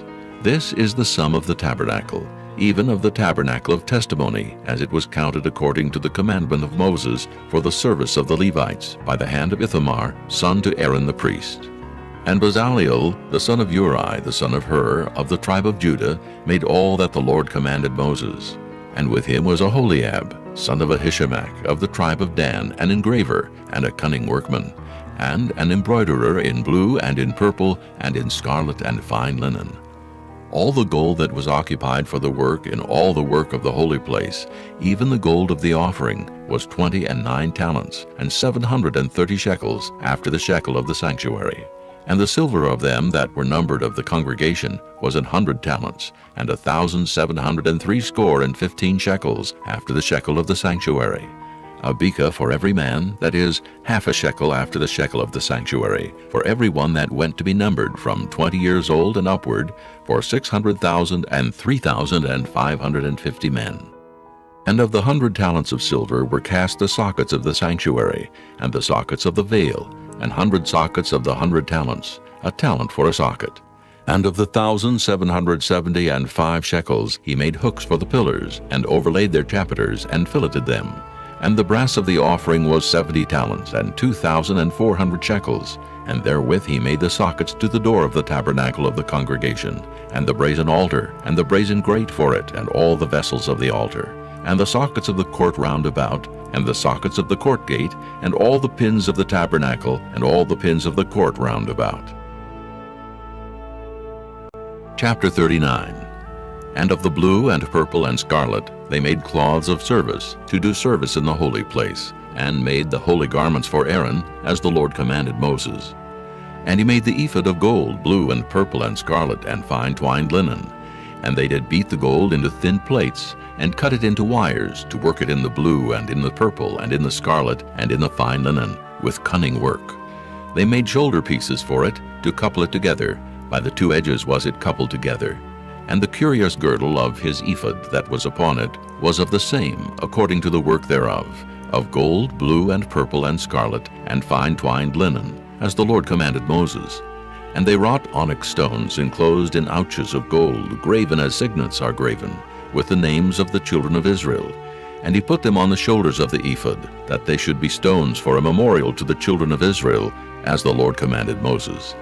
And he made the breastplate of cunning work, like the work of the ephod of gold, blue, and purple, and scarlet, and fine twined linen. It was 4 square. They made the breastplate double.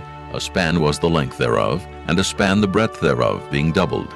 And they set in it 4 rows of stones. The first row was a sardius, a topaz, and a carbuncle. This was the first row. And the second row, an emerald, a sapphire, and a diamond. And the third row, a ligure, an agate, and an amethyst. And the fourth row, a beryl, an onyx, and a jasper. They were enclosed in ouches of gold in their enclosings. And the stones were according to the names of the children of Israel, 12, according to their names, like the engravings of a signet, every one with his name according to the 12 tribes.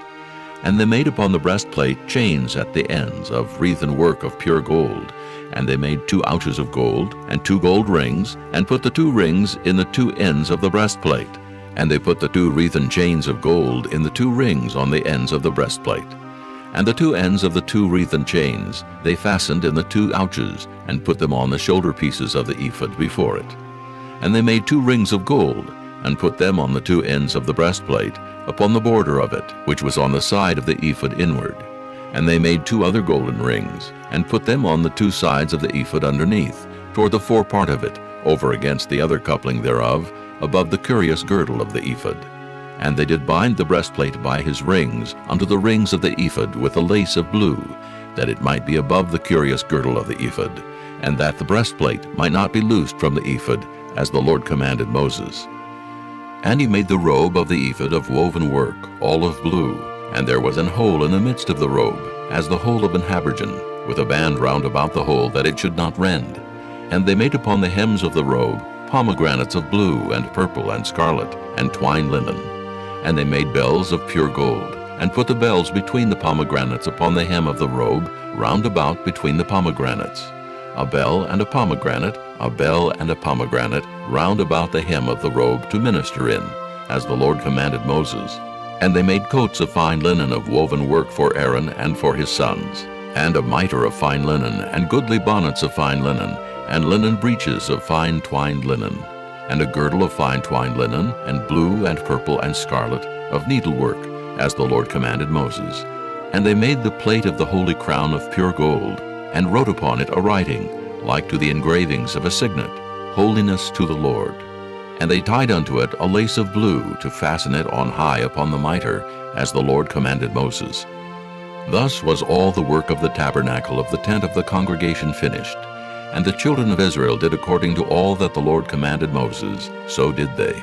And they brought the tabernacle unto Moses, the tent and all his furniture, his tacks, his boards, his bars, and his pillars, and his sockets, and the covering of ram skins dyed red, and the covering of badger skins, and the veil of the covering, the ark of the testimony, and the staves thereof, and the mercy seat, the table and all the vessels thereof, and the showbread, the pure candlestick with the lamps thereof, even with the lamps to be set in order, and all the vessels thereof, and the oil for light, and the golden altar, and the anointing oil, and the sweet incense, and the hanging for the tabernacle door, the brazen altar, and his grate of brass, his staves, and all his vessels, the laver and his foot, the hangings of the court, his pillars, and his sockets, and the hanging for the court gate, his cords and his pins, and all the vessels of the service of the tabernacle for the tent of the congregation, the cloths of service to do service in the holy place, and the holy garments for Aaron the priest, and his sons' garments, to minister in the priest's office. According to all that the Lord commanded Moses, so the children of Israel made all the work. And Moses did look upon all the work, and behold, they had done it as the Lord had commanded. Even so had they done it, and Moses blessed them. Chapter 40. And the Lord spake unto Moses, saying, On the first day of the first month shalt thou set up the tabernacle of the tent of the congregation. And thou shalt put therein the ark of the testimony, and cover the ark with the veil. And thou shalt bring in the table, and set in order the things that are to be set in order upon it. And thou shalt bring in the candlestick, and light the lamps thereof. And thou shalt set the altar of gold for the incense before the ark of the testimony, and put the hanging of the door to the tabernacle. And thou shalt set the altar of the burnt offering before the door of the tabernacle of the tent of the congregation. And thou shalt set the laver between the tent of the congregation and the altar, and shalt put water therein. And thou shalt set up the court round about, and hang up the hanging at the court gate. And thou shalt take the anointing oil, and anoint the tabernacle, and all that is therein, and shalt hallow it, and all the vessels thereof, and it shall be holy.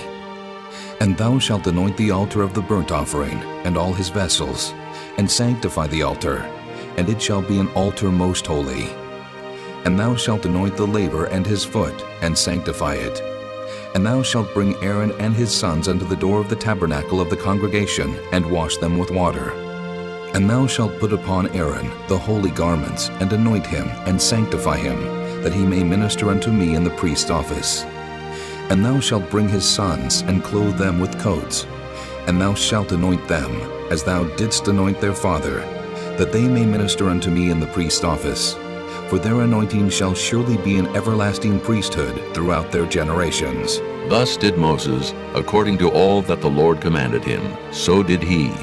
And it came to pass in the first month, in the second year, on the first day of the month, that the tabernacle was reared up. And Moses reared up the tabernacle, and fastened his sockets, and set up the boards thereof, and put in the bars thereof, and reared up his pillars. And he spread abroad the tent over the tabernacle, and put the covering of the tent above upon it, as the Lord commanded Moses.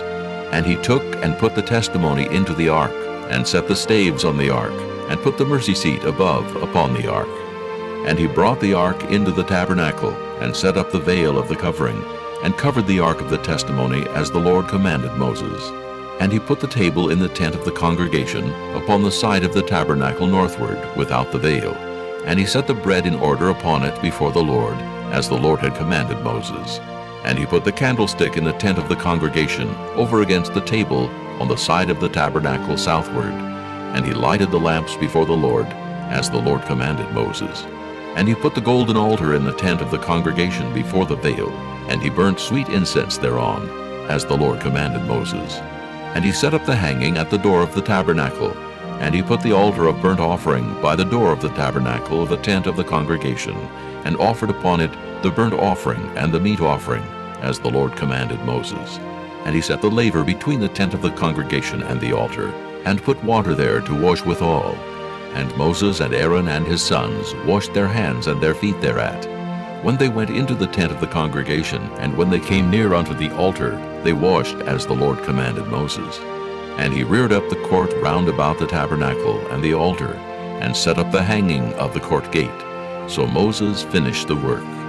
Then a cloud covered the tent of the congregation, and the glory of the Lord filled the tabernacle. And Moses was not able to enter into the tent of the congregation, because the cloud abode thereon, and the glory of the Lord filled the tabernacle. And when the cloud was taken up from over the tabernacle, the children of Israel went onward in all their journeys. But if the cloud were not taken up, then they journeyed not till the day that it was taken up. For the cloud of the Lord was upon the tabernacle by day, and fire was on it by night, in the sight of all the house of Israel throughout all their journeys.